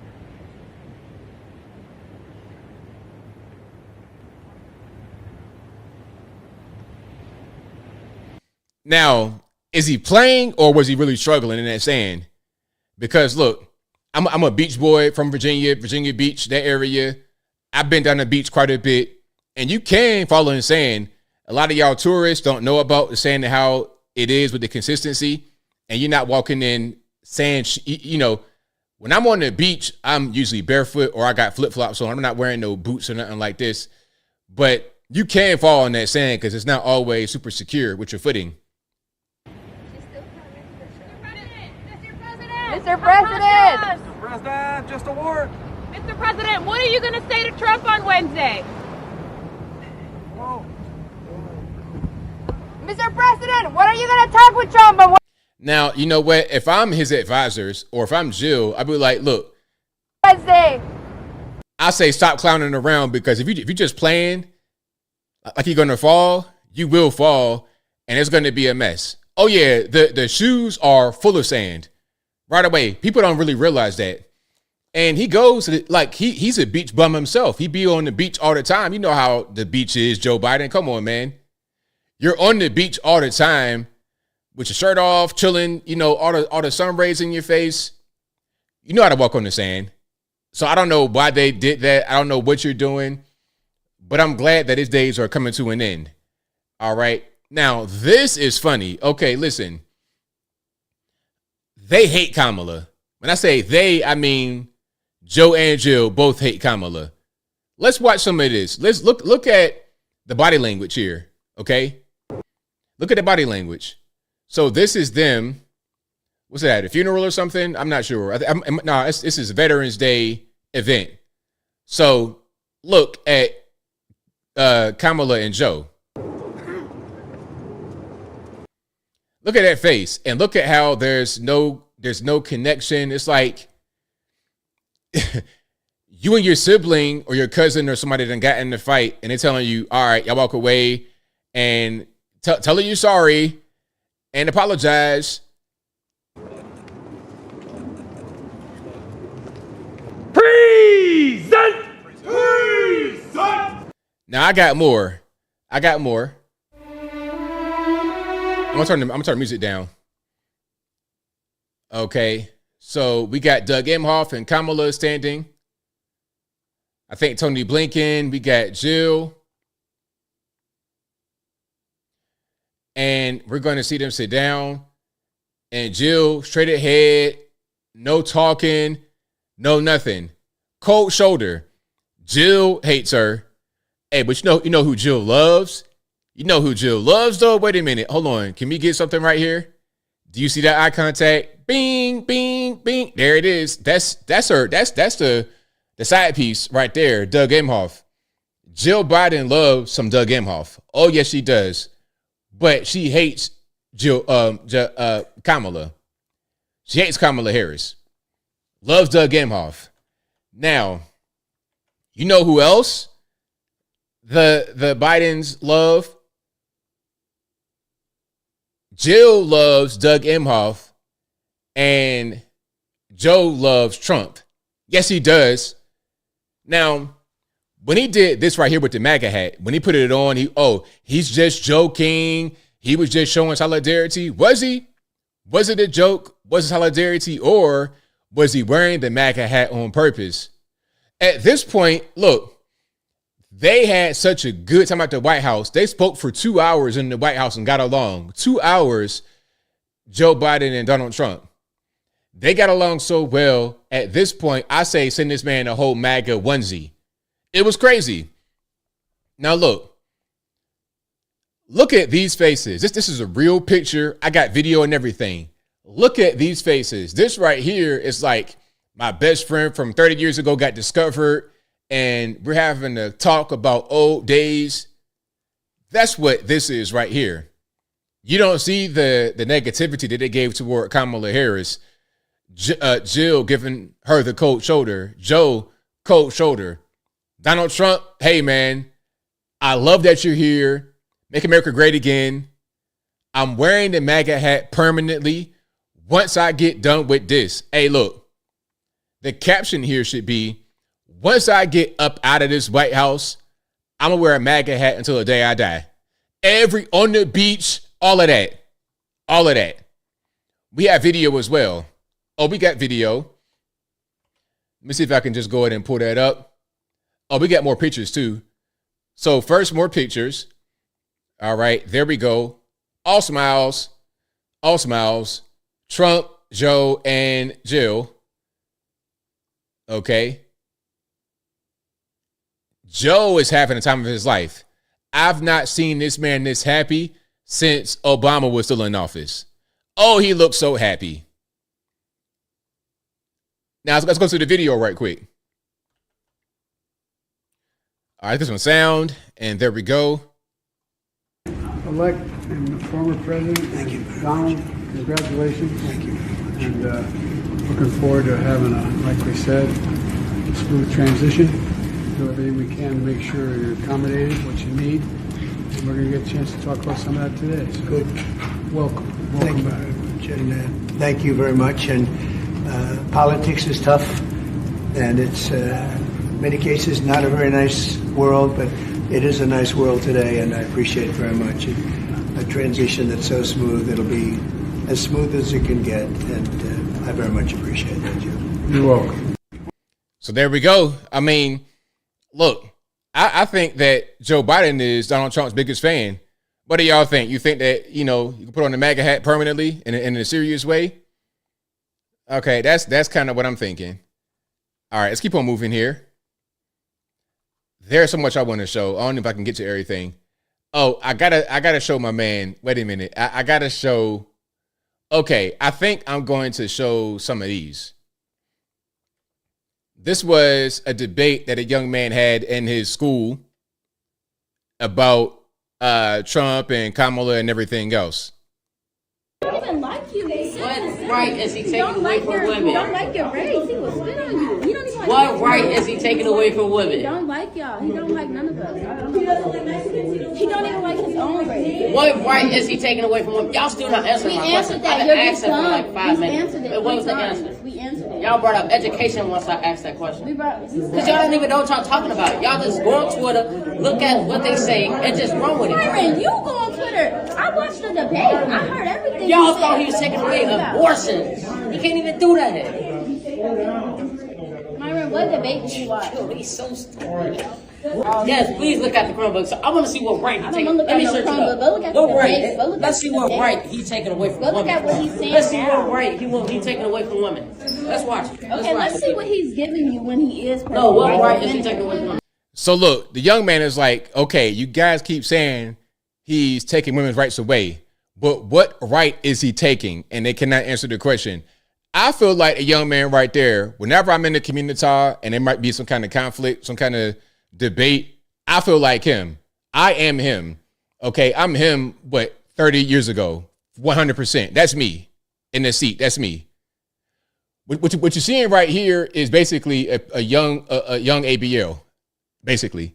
Let's see what he's doing for. Because they said that last time. The right to an abortion was over. And y'all also said Project 25. He also said publicly he's not going to do no Project 25. He's a liar. Do you believe him? And he said, nigga, y'all only want Kamala Harris. Your body, my choice. That's what did.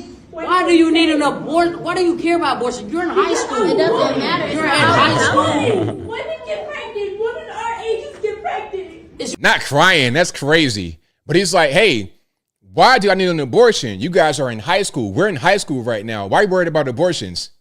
See?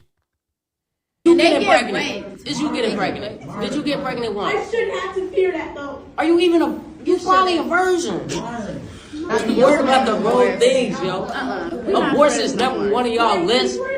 We got wars. People trying to have war with us, and y'all worried about abortion.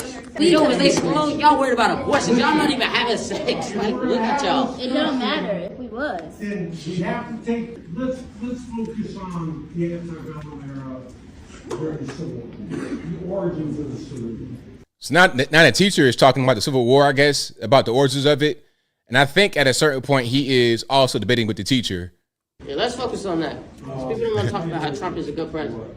What's wrong with voting for Trump? We could, just listen, that we could still be friends after the election. I said, no, we can't. You stop being friends with us because they voted for Trump? Teacher, I'm way more. So did you guys hear that? So the teacher was saying that somebody was asking, hey, can we still be friends after the election? Okay, election is over with. Can we still be friends? It's like, no, we can't be friends anymore. And the young man's like, really? You going to end the friendship because it didn't vote for Trump? Is that what you're going to do? Let me go back a little bit. Wrong with voting for Trump? We could, just listen, that we could still be friends after the election. I said, no, we can't. You stop being friends with us because they voted for Trump? Teacher, I'm way more. Teacher, I expected way more from you. These kids are so smart and they're so mature at a young age, man. That's what I like. That right there gives me so much hope for the future. So much hope. The teacher is a lost cause, but the young man got a bright future. He's saying you can still be respectful and that you can still have mutual terms with that person despite others having different What are you sides talking to about? other. He just said his friends, those that he hang with, and correct me if I'm wrong. You said they asked you if you still gonna be cool after this. Right or wrong. So what are you talking about, ma'am? No. Ma'am, like that's me. I'm telling that's basically me 30 years ago, 100%. That again, let's not single anybody out, Myron. No, because he said that's not what you said. I'm like, what are you talking about? She said anything. Everybody entitled to their own opinion now. Right. So Right. why would you cut somebody off because they voted for Trump? He didn't say. Well, he can do what You he can't wants. dominate the discussion. I never said you could. If you want to, Cut somebody out. Now, you know what? See, the whole thing about dominating the discussion, if it's me, I will dominate the entire discussion. It is what it is. I got to kind of stop myself because I'm loud voice. I want to jump in. I'm very aggressive when it comes to that type of thing. So I often got to kind of reel myself back without, not speaking at all. I kind of just limit it a little bit. I limit my time where I dominate the conversation and I allow them to get the talking points off. I allow them to speak and then I give my 2 cents.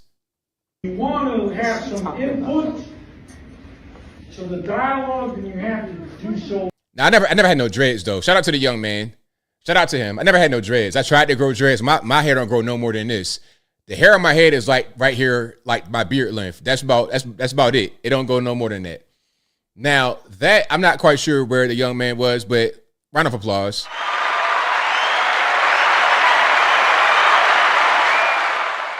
Hey, young man, if you're watching me, if you just saw that, we got to get you on the show for an interview, man. Talk to your parents. If it's one of those things, your parents could be on too. Hey, if you got parents that are also conservative, you probably do. Tell them come on as well. It'll be fine. So yeah, definitely come on the show. We got to do an interview. All right, now this one also in school was in California. I don't know where the young man was, but this one is in California, Inland Empire, Southern California. Let's watch this. A teacher crashed out in class over Trump. Controversy in the classroom. A high school teacher in Moreno Valley is on leave after his response to the presidential election results. And as KCAL's Joy Benedict reports, some students feel like the teacher took it too far. I'm so sorry, guys. You deserve better. Look at me. You deserve better. It's an audio recording catching many off guard, taken from a classroom inside this Moreno Valley high school the morning after the election, about Donald Trump. Let me tell you, I know a lot of Latino men on this campus, adults and students, that love Donald Trump. And he's called their mothers rapists. He's called their fathers rapists. He's called them criminals. He called them the poison in the blood of our country. When you hear that kind of stuff, when you hear this, the R word and the blood of our country, all this, that, or the poison in the blood, all that comes from the media. All that comes from the media. I could tell within the first 5 seconds of talking to somebody if they are a TV watcher, if they watch MSNBC. Here's what happened. Hey, how's Kamala Harris? Well, President Donald Trump, he's a liar. He lies all the time. I could tell you're watching TV too much immediately, instantly. I could tell. And that's the problem. So this guy apparently might be a good teacher, but he is allowing himself to get caught up in what the media is pushing out there, which is causing him to crash out like this. So the solution is turn your TV off. Listen, turn your TV off unless you want to turn it on YouTube and watch ABL. But when I say that, I'm talking about turn off mainstream media. Turn off all of that. It's designed to get you to hate watch and to be invested into the hate watching so they can sell you things, so they can sell you advertisement. It's a financial model that does not have your best mental health interest at heart. That's what it is. So turn that off. Don't allow yourself to get abused mentally so they can make money at Comcast or whatever kind of big conglomerate is doing that to you. Okay? Now, the youngins, the kids are not watching TV at all. They watching TikTok. They watching Aiden Ross and Cassin that and stuff. They're not watching any of that garbage. So their mentality is different. They got parents that have sense, that have a brain, and not watching the poisonous television. So you're going to hear from the kids and what they think, which comes from a cleaner perspective than that of the teacher. Watch this. Poison in the blood of our country. He just kept talking about it. He was saying that Trump is racist. Trump is a rapist. What else? Treasonous. Alec Cologne was in his first period world history class that day. I like him. He's a good teacher. But he admits he went too far. He shouldn't be talking to kids about politics. A sentiment echoed by other students who have since heard the recording posted online. My father always told me if you're going to say something, it's all about the tone and the way you deliver your message. And the way he did it was very unprofessional, it was very inappropriate for his students. Noah Neary is also in 10th grade. The way he was speaking his opinion to his students, it was as if he's pushing his agenda towards them, you know, and it wasn't right. That's not what you're supposed to do as a teacher. The school district sent out a letter to parents saying, in part, we were recently made aware of an incident at one of our high schools in which a staff member's discussion about the election results turned unprofessional. It went on to say the teacher is now on administrative leave, and that has young people fighting back, starting a Change.org petition asking to bring him back and asking for equal punishment for all teachers, no matter their political background. Is our country racist? Yes. Is our country patriarchal? Yes. Can we change it? Maybe. And this was the worst part. Now, they say he's a good teacher, but here he is talking about, is our country racist? Is our country patriarchal? Maybe we could fix it. Now, kids were saying, yes, it is. And that lets me know, in my opinion, that he's said that before. He probably teaches that about the class. That's probably what goes on. These teachers teach about how bad America is. His personal opinion to save it to himself. As for what happens. So look, this right here, immigrant parent, you already know what time it is. Any kind of immigrant parent, they're not for all that extra social justice, protesting. They're not for it. Matter of fact, I got a great video I'm gonna show you in a minute if I can find it. But they're not for all that protesting stuff. That's just not really what they're into. To save it to himself. As for what happens now, students we spoke with say they hope he does come back. They also hope he just tones it down. I feel like he should learn his lesson for sure. Some students tell us they plan to walk out of class tomorrow morning in support of this teacher. The district says the case itself is under review. From Moreno Valley, I'm Joy Benedict, KCAL News. So there we go. And shout out to the students, the young guys who were very mature and able to understand what was going on with the situation. It's like, well, look, you keep your political thing over there. It's not appropriate. It's not professional. Those kids, 10th grade? So you're talking about, 14, 15, 16? Very intelligent. The teacher just crashing out because he's watching too much TV. And it's weird because we were told as kids to not watch TV so much, not believe whatever they tell you. But what happened was people, even in that, they found some things on TV that they trust. They trust some people on TV. And those trusted people, those trusted sources have often betrayed them without their knowledge. They don't even know they've been betrayed. All right, let's keep on rocking and rolling. If you like what you're hearing so far, please give the video a thumbs up. Like the video, share the video, do all that good stuff. That'll help me out tremendously. All right. I think I'm going to show a couple more here. Yeah, we got some more policy announcements from Trump. Seventh, I will protect the right of self-defense everywhere it is under siege, and I will sign concealed carry reciprocity. Your Second Amendment does not end at the state line. In addition, seventh, I will. So if you guys don't know what that means, and I've reported on this for years, this is one of my first, I won't say my first topics, but it's one of my earliest topics I covered that I can remember of it, a topic like this, like a gun rights topic, one of my earliest gun rights issues. So this refers to, all right, in Tennessee, I'm allowed to conceal carry. And let's say I have a permit to conceal carry. In Tennessee, you don't need a permit. You could just conceal carry and it's fine. But let's say I had a permit. I'm able to go to Georgia and also have my permit to carry because of reciprocity, meaning Georgia will acknowledge and honor Tennessee's concealed carry permit. Whereas if that's not the case, I can't go from Tennessee to Georgia with my concealed carry because Georgia's like, okay, you're good in Tennessee, but you're not good here. With reciprocity, you don't got to worry about it. You got it in one spot, it's good everywhere. So that's a good thing for me. 100%.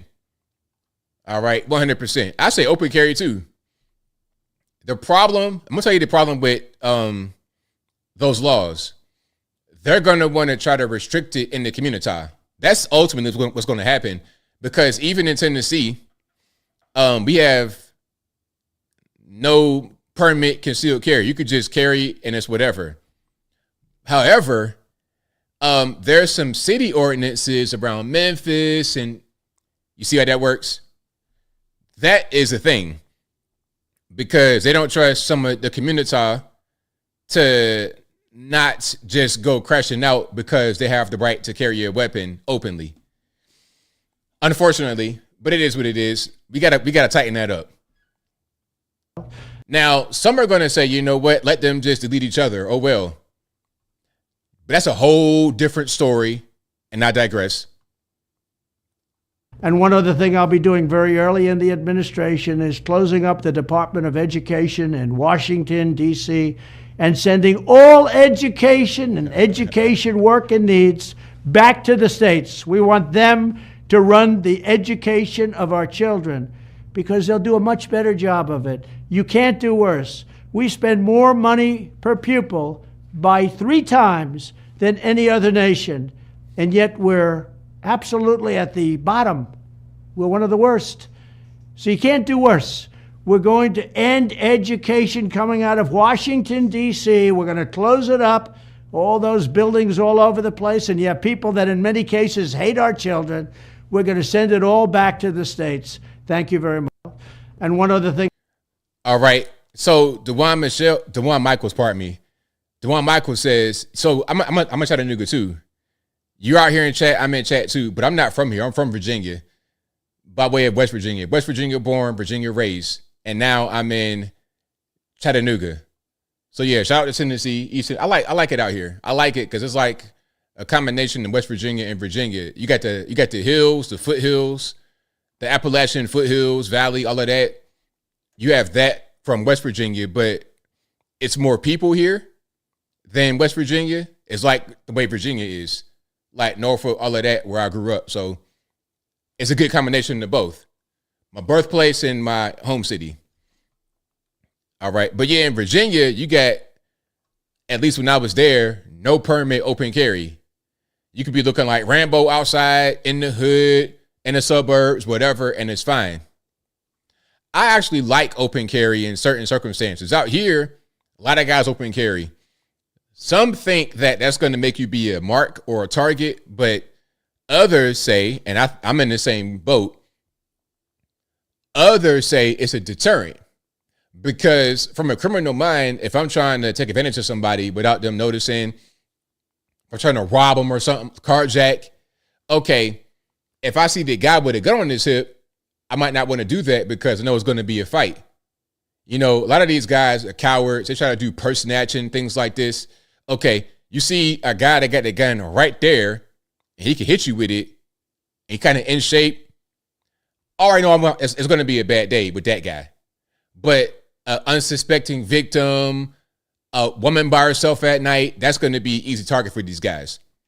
But open carry on your hip, might think twice, just maybe. Now, again, some say it's the unknown. It's the unknown that is the great equalizer. That's a deterrent. I understand that too. But again, if they can see the gun right there, they may just fall back. So, yeah, hey man, we've had open carry in Virginia for a long time. It's, you know, the crimes is not like the old West where you could just shoot somebody in the middle of the street. You can't just do whatever you want now. You still got laws. You know, you still have laws. Okay, you can open carry, but you can't just brandish a weapon, point it at somebody and shoot somebody. You shoot somebody in the middle of the street in downtown Norfolk, you go into the penitentiary to make big rocks, little rocks. Also about Virginia, if you get caught with an illegal weapon, that's 5 years mandatory minimum off the rip. Off the rip, 5 years just for the gun. So you're going to get the gun charge plus brandishing, assault, all of that. Discharge and weapon in the occupied. You're going to get your boot smoked for doing an illegal thing with a weapon.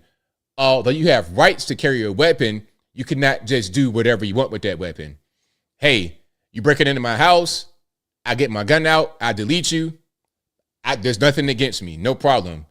If I go just delete somebody in the middle of Granby Street or the ocean front, man, they're going to hang me high. Like, that's how that's going to be, okay? Anyway, I digress. If you like what you're hearing so far, please give the video a thumbs up.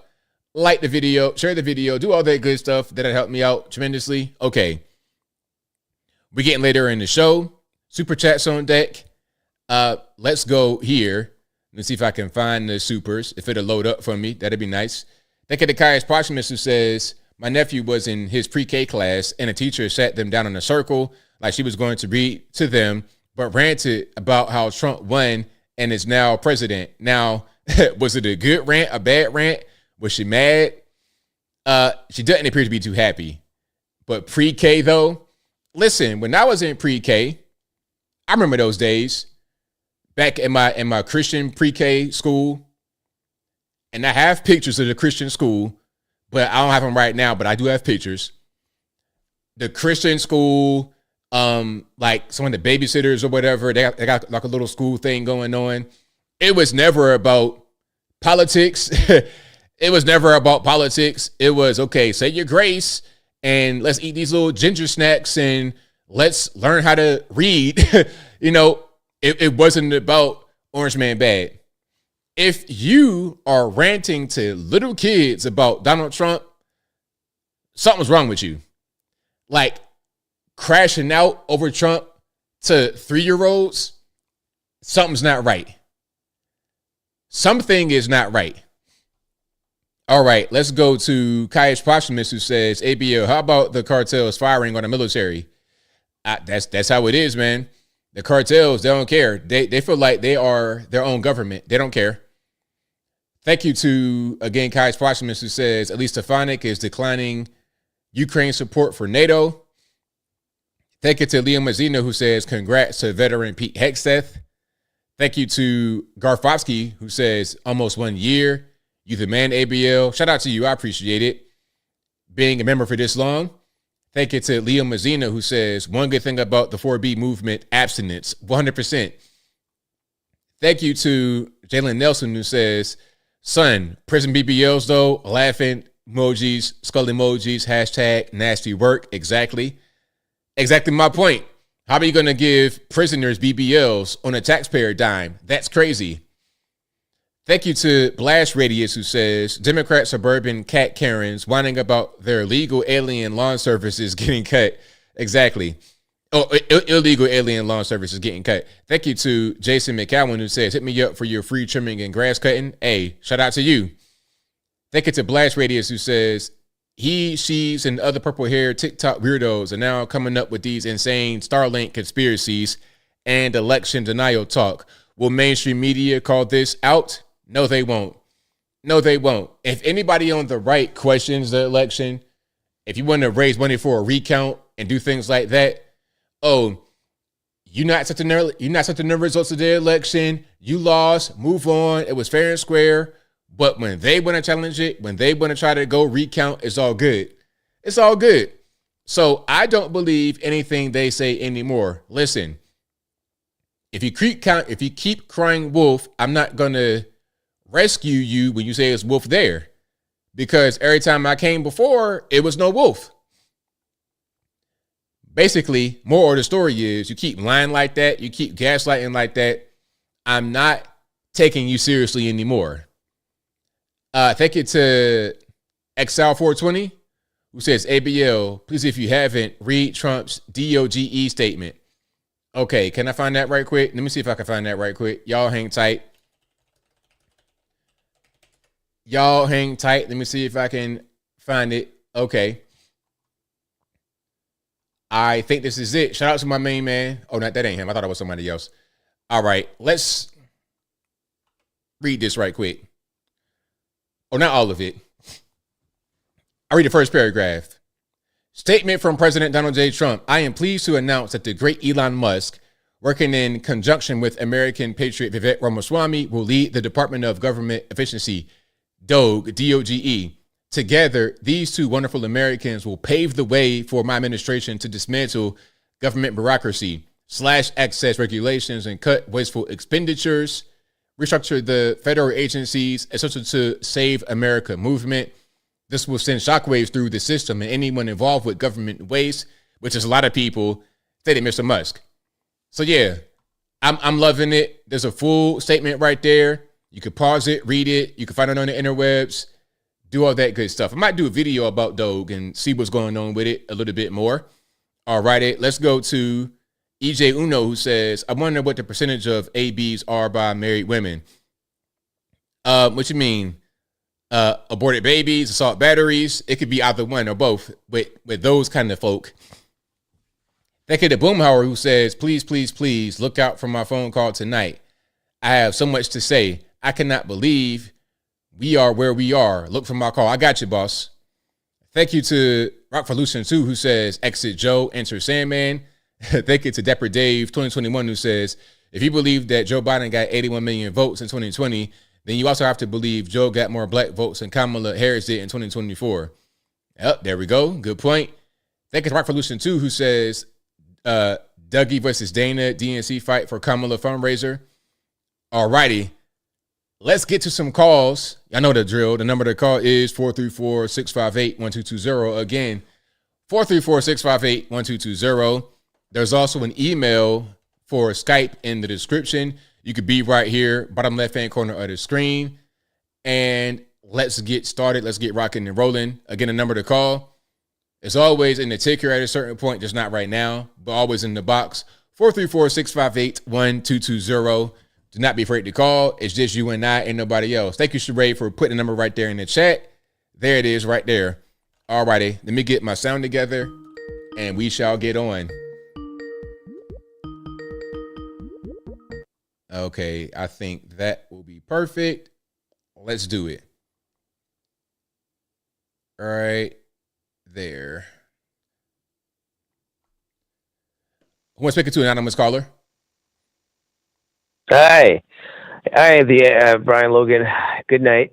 Okay, a couple of days, yesterday, November 11th was Remembrance Day, and I find it highly hypocritical that Justin Two-Face, they call him Blackface because you can't remember how many times he painted his face black or brown or whatever.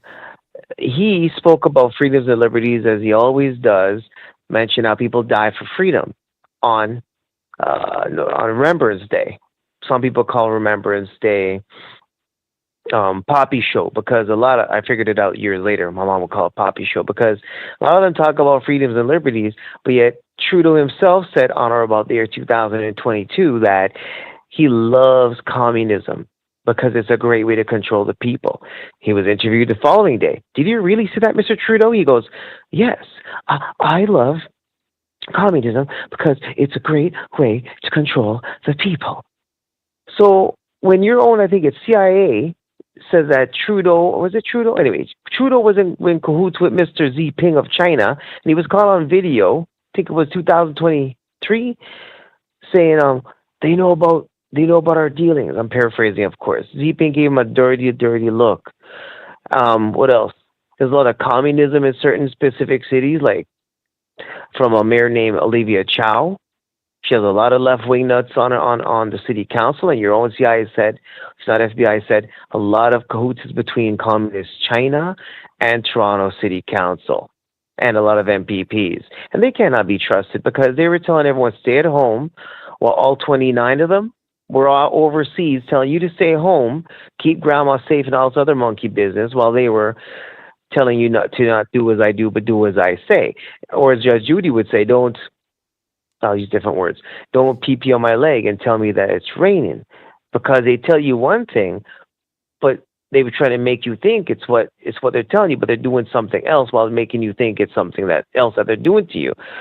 So the hypocrisy, as we've learned in past 4 years, is very high with the left, which is why they call them left-wing nuts. A separate topic, I was watching a video of you a couple of years ago, and I have very, very quick eyes, very perceptive eyes. My frame rate's very high, so I can detect all kinds of things. I'm not bragging, but I'm just telling you that so you understand why I'm going to say what I'm going to tell you right now.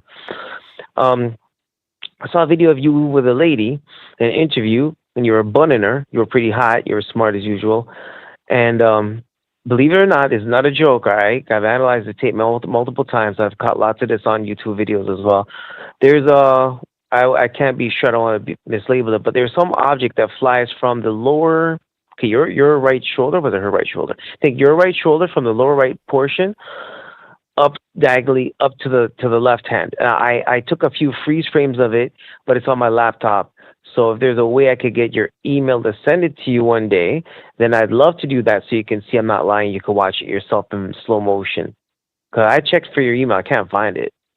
It's on the website, man. I got you, but I got a few more calls I want to get to. So thank you for your call, man. Definitely appreciate you. All right. All righty now. Take care. All righty. Shout out to my man. So I don't know what the object was. Hopefully it wasn't no miniature UFO in here, man. Like Ant-Man or something that got in the space shuttle and flew around my house. Hopefully we don't got that going on. But yeah, shout out to him. All right. And shout out to you guys for being here. The number to call, you know what it is, 434-658-1220. Let's keep on rocking. Let's go. 573, you don't learn. Who am I speaking to? ABL. Yes, indeed. What's going on? Anthony, it's JoJo from Chicago, man. Remember? Yes, indeed. What's going on? All right, bro. Listen, I just got a couple things to say. I'm so tired of the politics right now because Kamala has lost and the Democrats have been ousted. And like, we shouldn't even be talking about none of this stuff no more. Nobody's ever going to hear Kamala's. I think it is, in my opinion, that the Democrats are going to just like this is the end of them. After Trump does what he's going to do in the next 4 years, it's going to be amazing. And it's going to be the death of the Democrat Party as we know it. They might come back as something else. Already they've been going, towards us. But I got a poem. I want to take us away from the politics. You know I write poems, right? Yes, go ahead. I wrote the politician's motto. Okay. So do you want to hear a poem I wrote? Sure, man. Go for it. All right. I'm going to take us away from the politics and show you what kind of conservative I am. And I wrote this back in like 90 or something, like 89 or no, probably like 87 or something. But it's called Freedom. You want to hear it? Go for it. Here we go. Freedom is thought of as walking the streets, doing what we want, and being unique. Freedom is wonderful if your goals are based on success. And by that, I don't mean money or having the best. I do not mean being the president or able to gamble and still pay the rent. By success, I mean knowing and trusting the Lord, for then you are free from your own sword. For you are the biggest obstacle you have. And when you're free from yourself, it is freedom at last. And I just want everyone to have peace, man. I love you. Thank you for hearing that. And I hope everybody understands it. Thank you, brother. Love you. Peace. Thanks for the call. Appreciate it. All right. Shout out to my man for the call and the poem. As always, shout out to him. All right. And thank you guys for being here. You guys are the best audience anywhere on these interwebs. If you like what you're hearing so far, please give the video a thumbs up.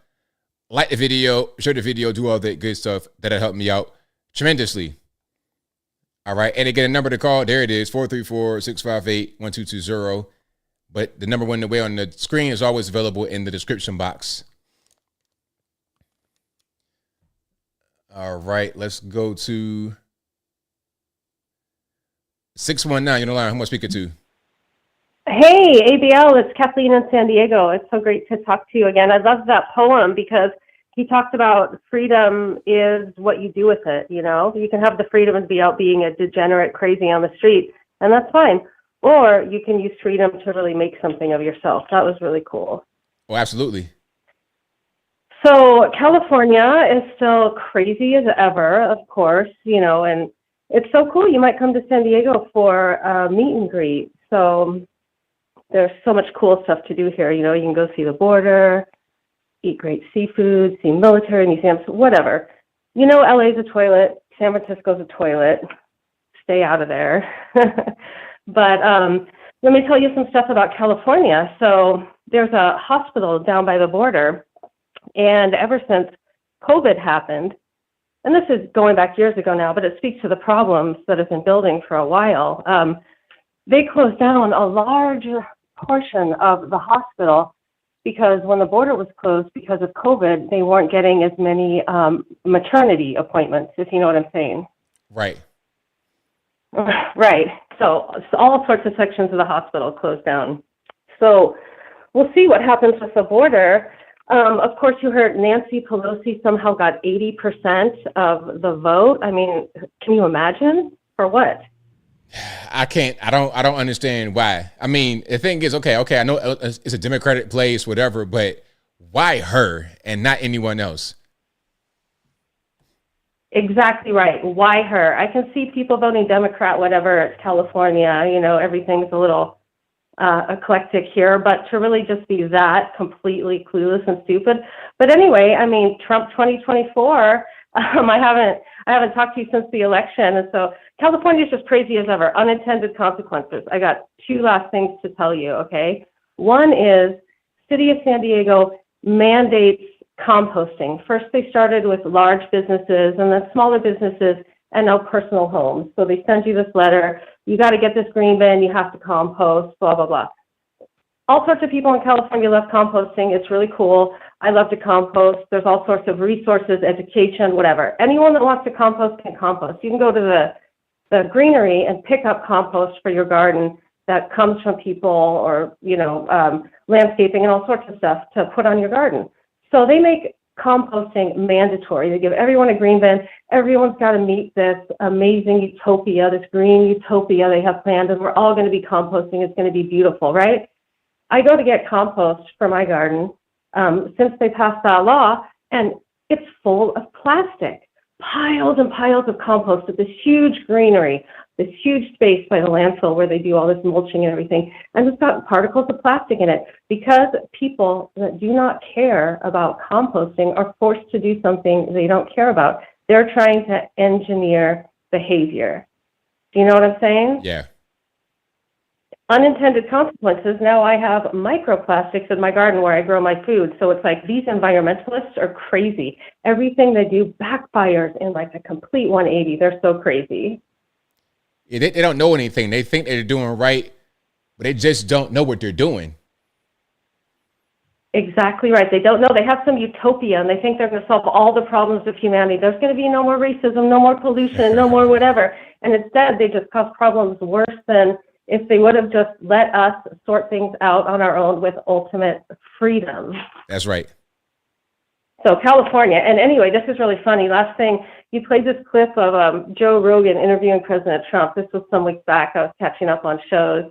And he was talking about how President Trump has a good sense of humor and can talk to the people. And I don't know if anyone caught this. It was hilarious. Joe Rogan said, "Oh, because you go out there and you just freeball it." Did anyone else catch that? I did catch that. Yes, that was hilarious. Yeah, I guess he was trying to say like freestyle and spitball, and it came out as free ball. I was like, what? That's Trump. So we'll see you in San Diego, ABL. When is the date? Well, I'm trying to get everything together because I'm just really putting it out there because people are asking me, hey, can we do a meet and greet? So I'm just asking, okay, where do you guys want me to go? And I think San Diego, that was one of the top choices. So I'm trying to get everything organized now. Are we talking 2024? Nah, it'll be 2025 most likely. Oh yeah, that's right. We're already December. Woohoo! I live in California. We don't really have seasons or anything. Okay, so cool. Well, we'll have to meet you then, ABL, and talk to you soon. Shout out to everybody, and also to all the listeners, like the retired Chicago police officer, God rest his soul, and that Chinese guy who always used to scream "Ree" at the end. I haven't heard from him in a long time, so I want to shout out to all the peeps. Thank you for the call. Definitely appreciate you. Bye-bye. All right. Shout out to the caller. But yeah, I'm definitely going to do meet and greets pretty soon. People have been asking me for a long time. All I got to do is get my people together. If you have, matter of fact, since I'm on here and I got you guys, if anyone can help with wherever city you are with a meet and greet, as far as getting the venue, all that good stuff, hit me up, email contact@anthonyblogan.com. The email is always on the website. Oh, and I got another announcement. I have another announcement. I'll probably do a separate video, like a vlog style video, but I'm going to Rumble, not completely. I will be posting content on Rumble as well as YouTube. Okay. So you guys have been asking me, hey man, when are you going to get on Rumble? When are you going to get on Rumble? And that at first I didn't really see the value in it, but I got a call from Rumble. Shout out to Justin. Hey, if you're watching me, Justin, you did an amazing job. You sold it perfectly. You did fantastic. Before you called me, I was like, kind of wasted time. I don't see the benefit. But after the call, I was totally sold. So I'm on Rumble. I got my account set up. I'm posting videos starting tomorrow. Also, I'll be on Locals. Because, Locals and Rumble have joined. I'm not sure if one acquired the other. I think they did, but I'm not sure who bought who. Doesn't really matter. So I'll be on Locals as well. And on Locals, basically, what I'm going to make it be is a private community for you guys with a paywall. So you keep the trolls out. It's just for y'all. And if you want to share things with me, you want to share stories, you want to share memes, videos, you can put it on Locals. So that'll be the place. We're on Locals and we're on Rumble. And I'm able to stream on Rumble. I can do a lot with Rumble. Rumble's going to be good. And they've reached out to me. And I feel like I have a better way to talk to them than YouTube. But as a matter of fact, I know I do. YouTube is this big corporate conglomerate. It's crazy. They gave me a rep after a trillion subscribers, but the rep represents the interests of YouTube, but not necessarily me, which is fine. But it's better to have somebody at Rumble that's going to call you and reach out to you and say, hey, we want you to be here. We want you to do X, Y, Z, this, that, and the third. So Rumble, I'm on it, and locals. All right, let's go. Let's keep on rocking. I know a lot of you guys don't want to watch YouTube for my content. That's totally fine. I have the BitChute, but BitChute is nowhere near Rumble as far as features. And you're going to see a lot of that coming up here pretty soon once I'm on Rumble. Again, I'm going to stay on YouTube, but I'll have Rumble as another place to be, okay? So shout out to Rumble. You guys are going to see that coming up. I'll make a video separately promoting that. 615 hit online. Who am I speaking to? ABL, it's Boom Howard, dog. What's going on, man? It's all good, man. What's going on with you? Oh my goodness, man, we won, dog. We won, man. I've been dying for this phone call because I've been. First of all, man, I got to do something, man. I need you to do me a favor. I need you. I'm gonna give you your flowers, man. You need to take a victory lap, dog, because we have all. First of all, I've been sick with pneumonia over here, almost dying, can't even breathe, and all I've been looking at is you and all your shows, and every day you have been working your tail off, and you have been killing it, brother. Will you please be humble and take a victory lap for all of us, please? I need you to get up and run around the room and do something, because you have been destroying it. And it's been nothing but positive. The positive energy I've been getting off you and all your videos, man, has helped me get better, man. And now I can finally call you and give you your flowers, brother, man. And I have to. So please take that respect from me tonight, okay? That's first, okay? I got you. All right, so second is, dude, Trump is building a whole Trump Tower inside the White House, dog. What in the world, man? It's like everything we've been called racist. What they call you? What they call me a Nazi? What they call you? Every black negative name. The N-word, R, white people, white liberals, all of that, everything. Golly, dude. And now, oh my goodness, I'm like that woman that just called. I'm so behind. I'm like a day behind on everything. But I'm keeping up with you. So you're the one keeping me up now. So I every day at work, I'm listening to every single show, trying to catch up what's going on. And this cabinet, dude. Okay, so at Harvard, they're passing out Lego blocks. But at the White House, man, Trump's got cinder blocks, dude. He's blow. He is building it up. He's straight up Trump Tower, dude, inside there. The left is freaking out, dog. They don't know what to do, man. And you called it today. You were like, look at Joyless Reed, man. Come on, dog. Joyless Reed is just a whole fool trying to dig at anything she can find to say, oh, trying to laugh. Like you called it out, man. You said, that's what I'm saying, I'm following you. You're like, man, they're laughing, trying to like say that we're pathetic. Get out of here, dog. He is pulling everybody. We ain't finna mess with Mike Pompeo. We ain't finna do that, man. You better get out of here. Ain't nobody doing that. Man, we got young blood coming in here, man. A 40-year-old dude. Oh, come on, man. Everybody's young, man. We're tired of it, dude. We're tired of the rhinos. The rhinos got to go. We're sick of it, man. Rhinos are out of here, dude. They're gone. We're just burnt, man. Dude, victory laps after victory laps after victory laps, dude. I swear to God, man. It's awesome. 100%, man. I'm loving it. I'm loving every minute of it. And also, dude, we have to shout out the keyboard warriors, dude. Shout out Aiden Ross. Shout out Joe Rogan. Shout out Tucker Carlson. Shout out Elon Musk, dog. Shout out Vivek Ramaswamy, dude. I'm with you. I didn't like dude at first neither, man. I had reservations with dude too. He reminded me too much of Obama. I called him fake. I'm like, the dude's fake. But dude, that dude has been pushing and pushing and pushing too. And the way I see it, that's all I do is meet liberal people every single day. And I said, hey, man, y'all can come on over here. The grass is green on the other side. There's one thing about this party is we are welcoming, man. Y'all come on over here. Come on. Y'all will see the racist people. Look what they're doing to the Hispanic dudes. And shout out to my black brothers out there.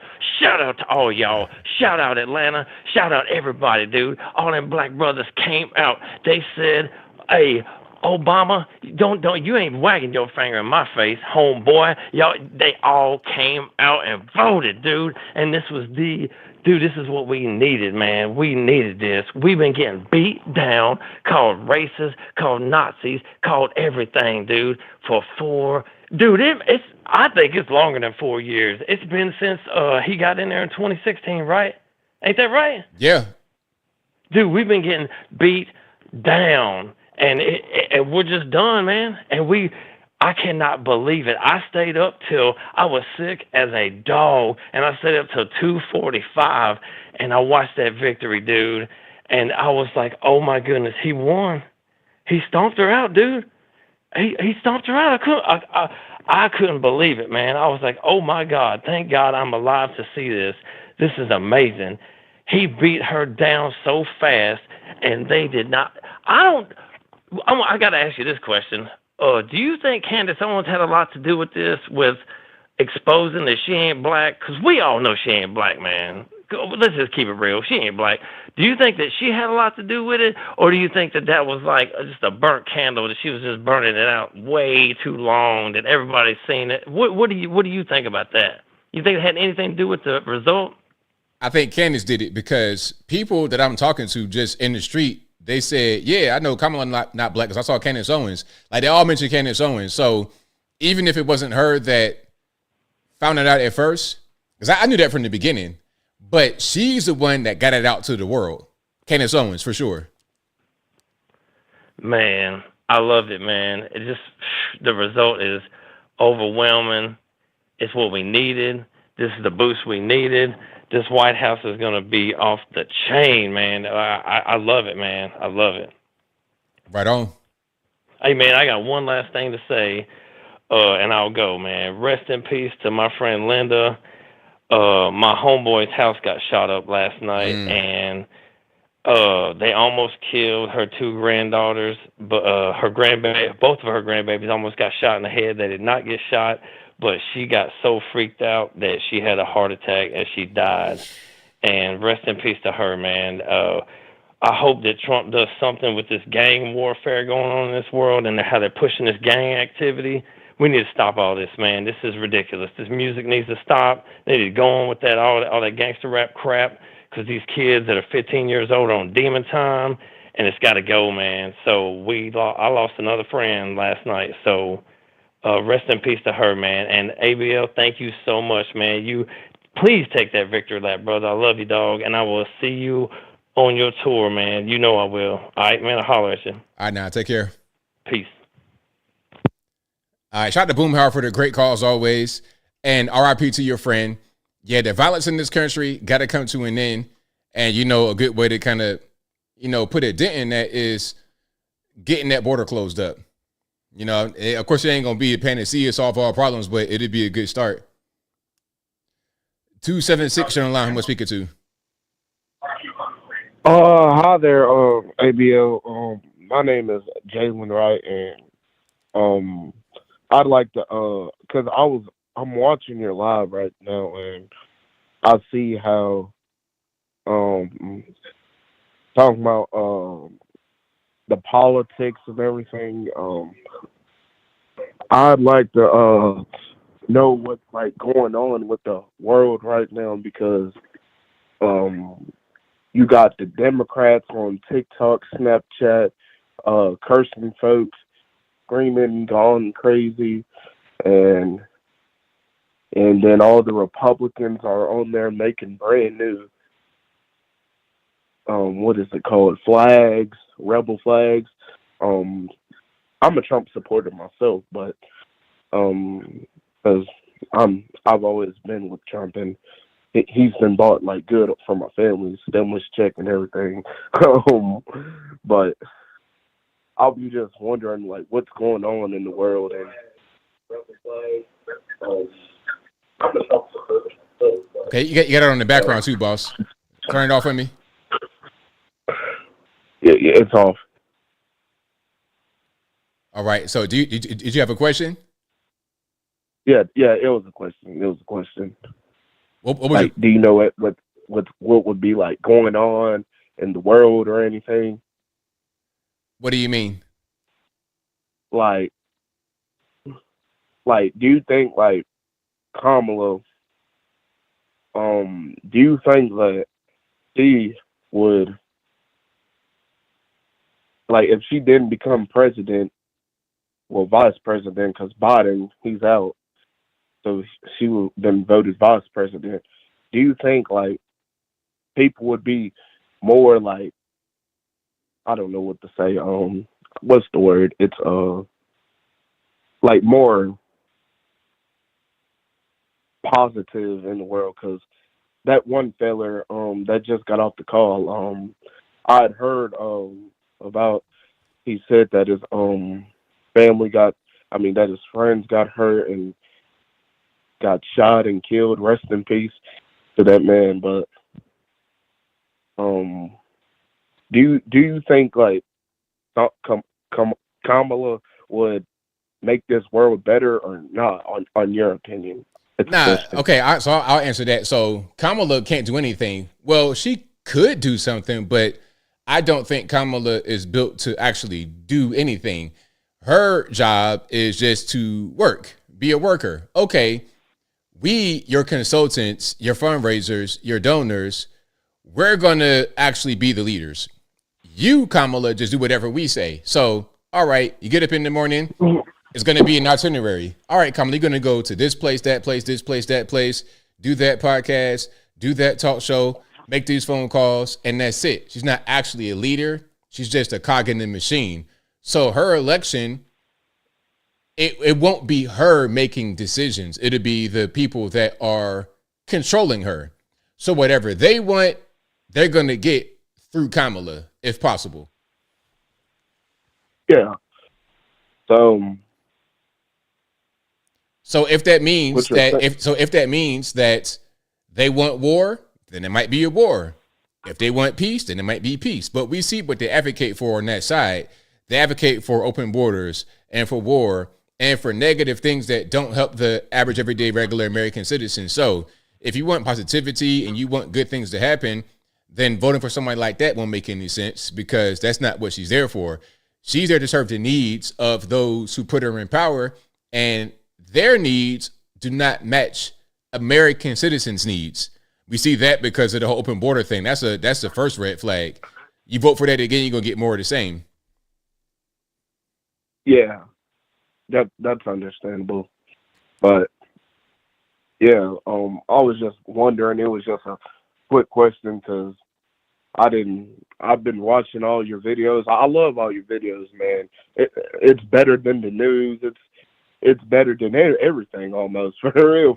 Like I'm dead serious about it, and I like the way how you like actually like give out information more than the news does. Because when they was talking all that stuff about Sean Combs, however you say his name, about the leaks and all that, they really didn't give a whole lot of information. But like when I've seen other videos and stuff, because there are other folks out there like you and all that, but I prefer watching your videos and everything because like you don't curse, you don't do anything. I mean, like I curse myself, but you actually like give out real information about like what's going on in the country of United States of America. Right on, man. Well, thank you for your call. I definitely appreciate you. Yes, sir. Yes, sir. Have a good night now. Same to you now. Yes. All right. Shout out to the caller. Let's keep on rocking and rolling. Let's go to. All right, let's go. Call you on line 267. Who am I speaking to? Hey, ABL, how's everything going? It's all good, man. What's going on? Hi, yes. So basically, I was listening to Pierce Morgan, right? And it was today. They had this. Well, apparently she was a trans person. It was hard to tell because it actually looked like a real woman until you heard the person open their mouth and you heard the voice. I was like, wow, real convincing. I would have thought that was an actual woman. Right away. Anyway, let me get to the. Yeah, sorry. Let me get to it. So basically, she said she was a Democrat supporter. She's part of the left, but she said this that really stuck to me. She said the problem with the left is they always hijack movements and try to push their own agenda, like with the trans movement and the feminism movement and Black Lives Matter, and then the people who are actually suffering, like the trans people. He said, basically, what they do is they talk to Kamala Harris and talk to the top Democrats of what we need, and they're not actually talking to the actual trans people. Like, you have these leftist people who are acting like they're trans and acting like they're for our cause, talking to Kamala Harris, but not actually talking to trans people of what we actually need. So she said our problem is they keep hijacking, our movements keep getting hijacked, and they're telling the politicians, the Democrat politicians, of what we want, and this is not what we want. Yeah, and you know that whole thing, that's what they do. They hijack movements to push for their narrative. They put a bunch of money into it, and that's just kind of how it is. They also inflame tensions of situations to benefit from it, like they did with Black Lives Matter, all of that. That's when they tore neighborhoods down, riots all over the country. They weaponized that to work for their advantage. A lot of that was a big money grift. We know Black Lives Matter stands for Black Lesbian Marxists, big long money, buying large mansions, because all they did was bolster their real estate and stock portfolio. That's all it's about. But the expense was hurting people, damaging neighborhoods, little kids getting killed and nobody cares. That's the cost of it.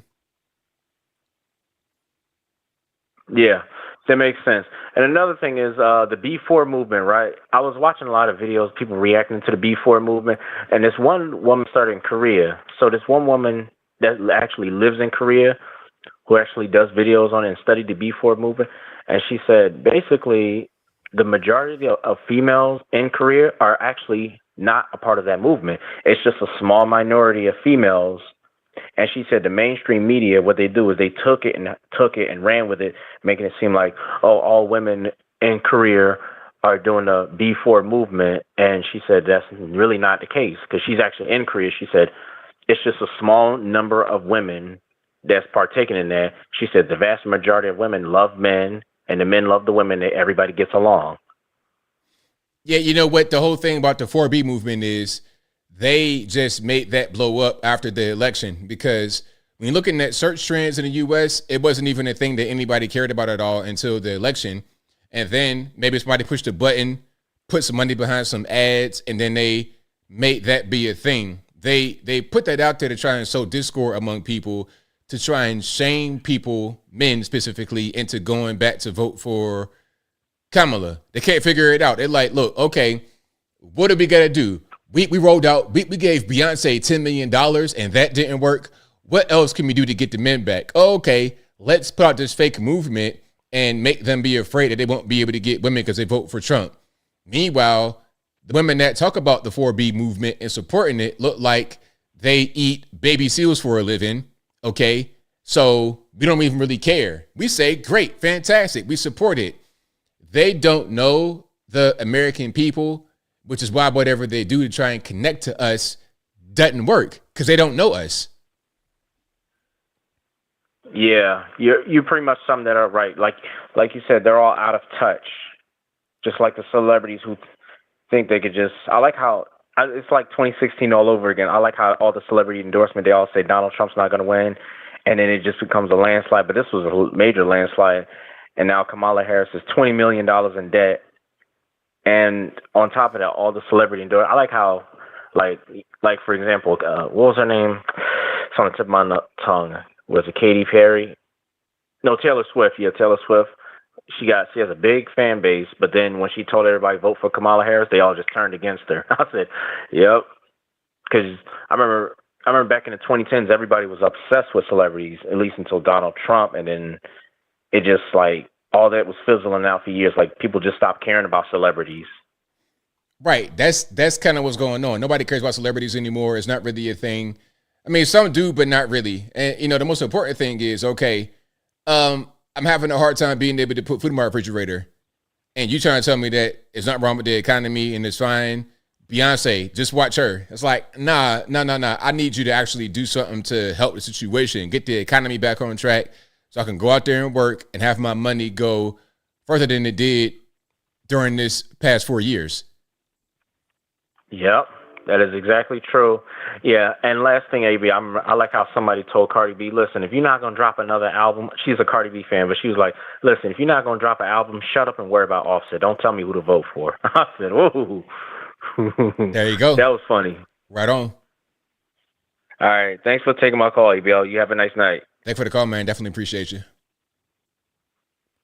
All right, shout out to the caller. Great call. Let's keep on rocking and rolling. The number to call, 434-658-1220. Let's go 315. Hit online. Who am I speaking to?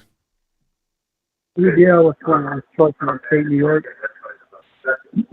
All righty, what's happening? Hello? Yes. Hey, guess who's back? Back again. Orange man back. Tell a friend. They let him win, ABL. Can you believe it? I mean, I knew that it was going to happen. I felt like it was it was nothing but God that made it happen. It had to happen. It was destined to be, in my opinion.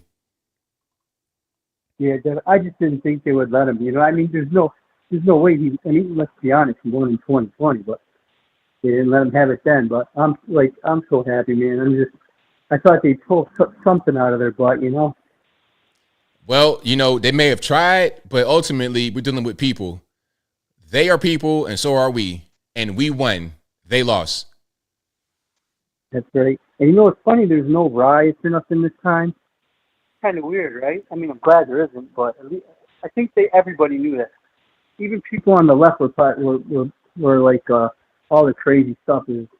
I mean, just stuff that was going on. You couldn't even imagine yourself even some of the stuff coming out of your mouth, like men, women's bathrooms. It's just like crazy. But I think that was the major downfall. People are like, this is craziness right here. Right. But yeah, I'm just psyched, man. So yeah, drill, baby, drill. Exactly. Hey, have a good night, bud. Thanks for the call. Amen. All right, shout out to my man for the call. Most certainly appreciate him. Let's go to. All right, what's going on? Hey, ABL, how are you doing today? Doing pretty good. About yourself? And good. You look good today. You look very happy. Just over here spreading the great news of our soon-to-be Trump administration. Hey, that's right. I mean, because I'm loving the whole thing. I'm loving that Trump won and we getting the country back on track. I'm loving it, and I'm loving how the left are reacting, not knowing what to do. It's great. You're still looking at all the meltdowns from the liberals? Oh, everything. And it's not just like normies. We're talking about like mainstream media. They're trying to start podcasts. It's like, look, man, it's too late. It's over. Oh, my goodness. But I did want to go ahead. So I just want to break it down in numbers, right? Because this Fort Beef movement, it's everywhere still. And ABL is driving me nuts. I cannot. It's driving me crazy. But you know what? I have to give a huge shout out to them because, I mean, ultimately, for us to kind of put a stop on abortions, I mean, these women just got to, keep their legs closed. So kudos to them. But I'm going to break it down in numbers. I don't know if you've ever seen the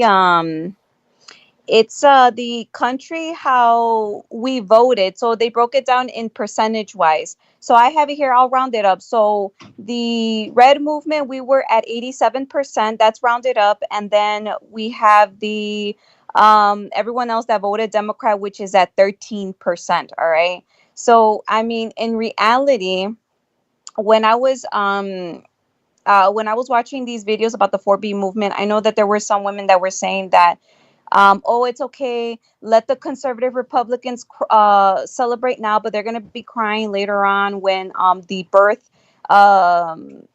rates start dropping, and then they're gonna pay attention to us, and then it's going to matter. But I mean, if the way I'm breaking it down number wise, percentage wise, and let's just say that 13%, 8 of them are women, and let's say out of that 8 of them, maybe, let's just put it like this, ABL, maybe 5% of those women are actually okay to procreate, right? They're at the healthy age, whatever. Do you really think that's gonna take a huge toll on our birth rate, honestly? No, it's not going to make a difference. And also the thing about it is, okay, we want to get a higher birth rate in the country, but at the same time, Can we get some quality people to produce children? I mean, what we don't need, exactly, we don't need a bunch of drooling morons, Antifa. We don't need them to populate this country. Exactly. So you know what? I mean, the way I say it, we're not worried about them. We don't need their little green, blue-haired gremlins running around everywhere. Allow the majority conservatives to procreate. We got it from here. So, no tear shed here already. So that's one I actually wanted to cover. And if we really want to talk about, because, these women, obviously, we already know they're not here to protect what women's right is being taken away. There's absolutely nothing, right? Nothing taken away from them. The only thing that they're upset about and they're worried about is the fact that that they're fearful in regards to the right to terminate life, right? But again, that's up to the states. We've already all went through this. If they really wanted to claim their women's right activists, I know that I had said this back in, I believe, 2 weeks ago. I said it. Why don't they go to China and protest for these women that have right now, currently, at the moment, a 3-child policy limit? Why don't they go out there to Iraq and protest against the Iraq law changing where 9-year-olds are going to now be married off? Like, I think that's really what matters. But again, I think that these are just overly entitled women. And to be honest with you, ABL, I don't think we need any more compassion, especially on these lunatic women. I think that we have to start honestly speaking up and saying, hey, enough's enough. This is childish. We're done. We're not doing this. And I think you need to maybe consider checking yourself into a psych ward. I'm just saying, okay? That's a great idea. But yeah, I mean, it is. But I mean, hey, no one will ever listen to us, I guess, whatever. I mean, it is what it is. I'm just here saying spreading my little 2 cents around. But thank you so much for your show, ABL. You have a wonderful rest of your week. We'll see you, God willing, Saturday. God bless the chat. And the little Patriots are back, so they want to say good night. Good night. Good night, y'all. All righty, ABL. Take care. I know. Bye-bye. All right. Shout out to Les for the call. Always a good win. And shout out to the youngins. I appreciate y'all for joining. You guys are fantastic. Let's keep on rocking and rolling here. Let's go. 559, you're on the line. Who am I speaking to?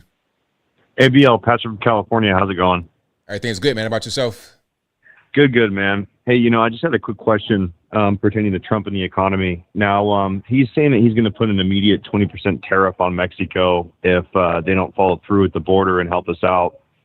I was just wondering what your economic take was on the whole tariff thing with Trump. Now, a lot of people are saying that could put us into a disadvantage with a deflation free fall, also like a black swan event. Others are saying that, that would definitely ease up our debt absorption and would start actually bringing down our national debt.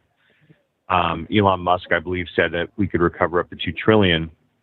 So just to make it short, I was just wondering what your take was on that, ABL, and if you are for tariffs or for not. Anyway, thanks so much, ABL, for your time. Really appreciate it. God bless you, sir, and God bless America. Thank you for the call. Definitely appreciate it. All right, so the question about tariffs. Mexico, I don't know all the ins and outs of how that would really work, but tariffs can be effective. If you're going to talk about tariffs just in general, the ones that he put on China are still in effect. You know, and what it does is it incentivizes the United States to have more production here. An example is they built a factory, I believe it was in Georgia, a big factory, a lot of jobs coming. And the stated reason for the factory being able to be built is because of the tariffs, which made it cost less to have the factory in America. You got to just produce incentives to have jobs come back to America. That's the whole point. If they can just dump whatever they want to dump into our country, Mexico, China, whoever, and for the cheapest absolute, the bare minimum floor, then there's no incentive to build production capacity here. If you're able to get it for so cheap, they even, like, the product landed in America costs much less than can be produced in America. The tariffs kind of eliminates or reduces that advantage. So if the tariffs work, in the case of China, they work. Mexico, I think they would, because it's the same kind of principle. And I think that people like people in the administration are a little bit smarter than those they have in office right now. The people we have in office right now don't really think ahead. They don't think steps ahead. Like the whole thing with the California trying to have the EVs be mandatory, or a certain percentage of the fleet be EV. Well, they're not taking into account how heavy the EVs are, 30% heavier than regular ICE vehicles.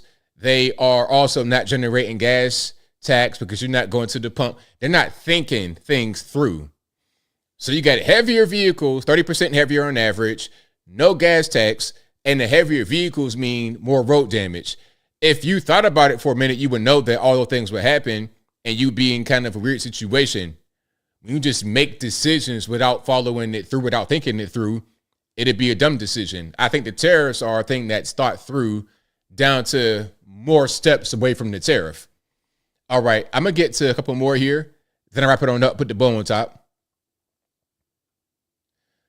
509, you're on the line. Who am I speaking to? Hello? Yes, can you hear me? Yeah. All righty, let's turn someone from the background for me, please. What? Turn your stream off in the background for me, please. All righty, so what's going on?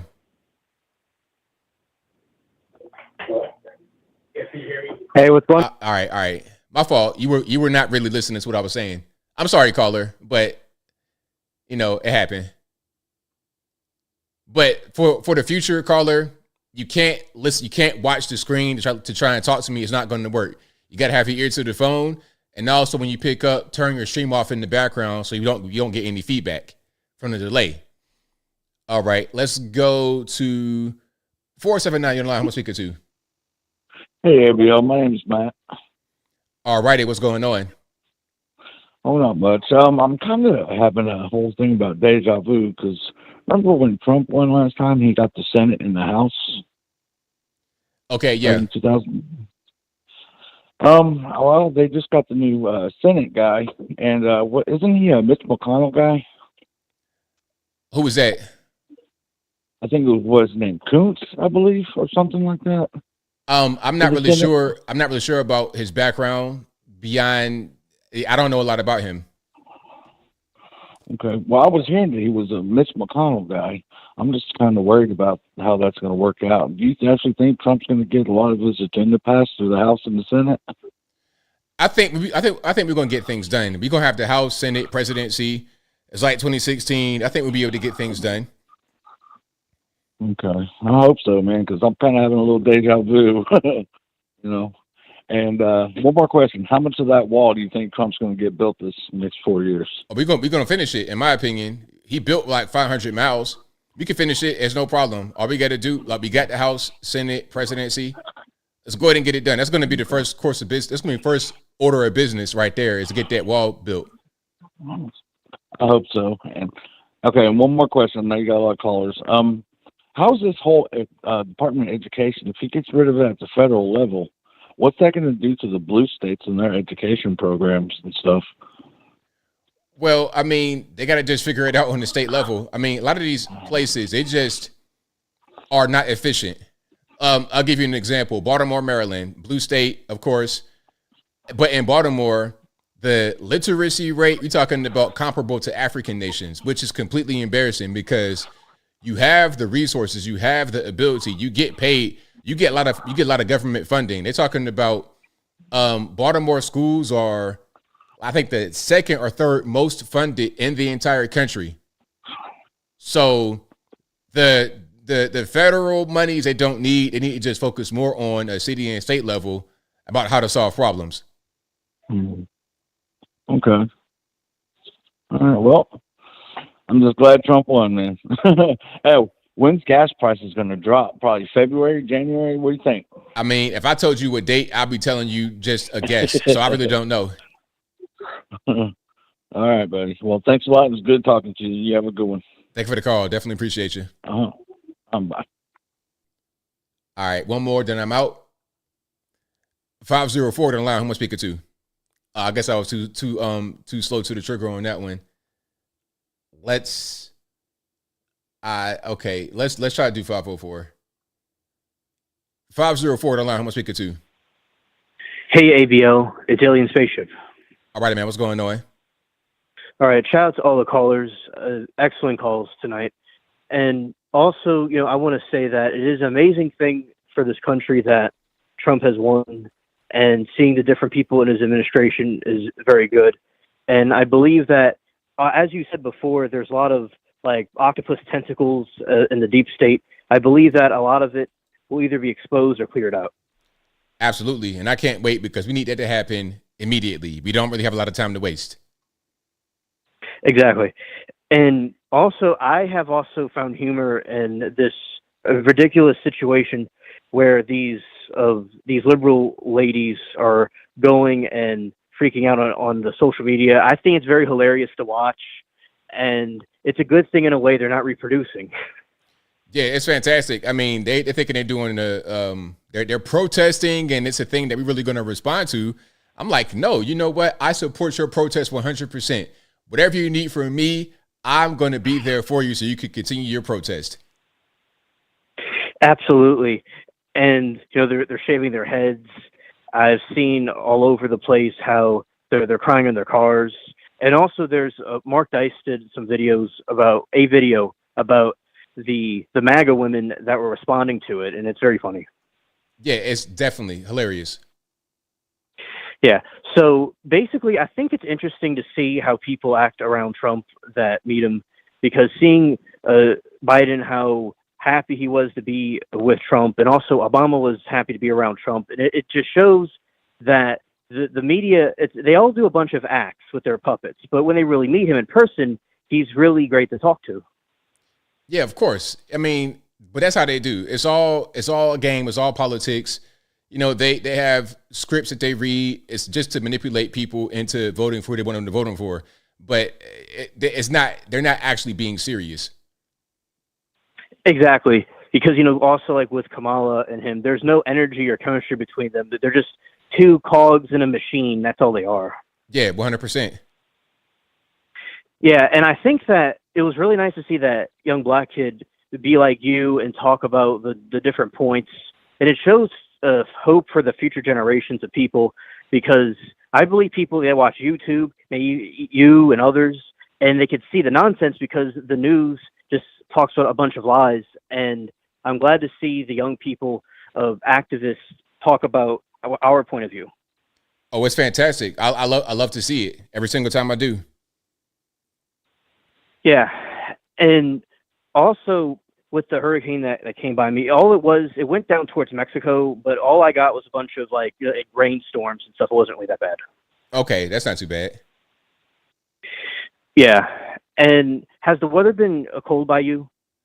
A little bit, but today it was not too bad. It was it got to about 70 today, but in the morning, of course, as we get closer into the winter and more in the fall, it's kind of chilly, but it wasn't too bad. it's a little bit cooler in the mornings, but my area it's much more a little bit warmer right now. It's been kind of warm during the day, but cooler in the morning. But some cooler fronts are probably going to come in, but for now in my area, it's kind of warm during the day. Right. Yeah, I've seen a planet that's coming in the night sky that's like around this time of year it's coming out, and I like astronomy, so I think it's interesting to see. Okay, that's cool. Okay. All right, ABL. That's all to say for this call. Thank you for taking my call. Thank you for the call, man. Definitely appreciate you. Okay, bye. All right. Shout out to my man, Alien Spaceship, for the call. I think that'll be right for me today. Shout out to you guys for being here. You guys are the best audience anywhere on these interwebs. If you like what you heard tonight, please give the video a thumbs up. Like the video, share the video, do all that good stuff. That'll help me out tremendously. I think Saturday I might not be here. It depends if I'm able to make it because I'm traveling. So we'll see. I have my stuff with me, so I should be straight. But if not, then this is your warning. But I'm here normally every Wednesday and Saturday at same bad time, same bad place, 8 p.m. Eastern time to right around right now, 11 p.m. Eastern Standard Time. And I'm here all the time putting out pre-recorded videos, pre-recorded content. So y'all, if you're not subscribed to me, go ahead and subscribe to me right now. It's 100% free. You're not going to regret it. You're going to enjoy the content. Also, y'all look for me on Rumble. Find me on Rumble. I'm going to be on there. Already got my account set up. I can post my videos immediately. Get my local set up. That's going to be coming within the next couple of days. That's already set up as well. So y'all make sure to find me on there if you're interested in a different platform. Also, what you're listening to right now is an audio streaming podcast. It'll be available on your favorite audio streaming platform, whether they be Google Play, Apple iTunes, etc.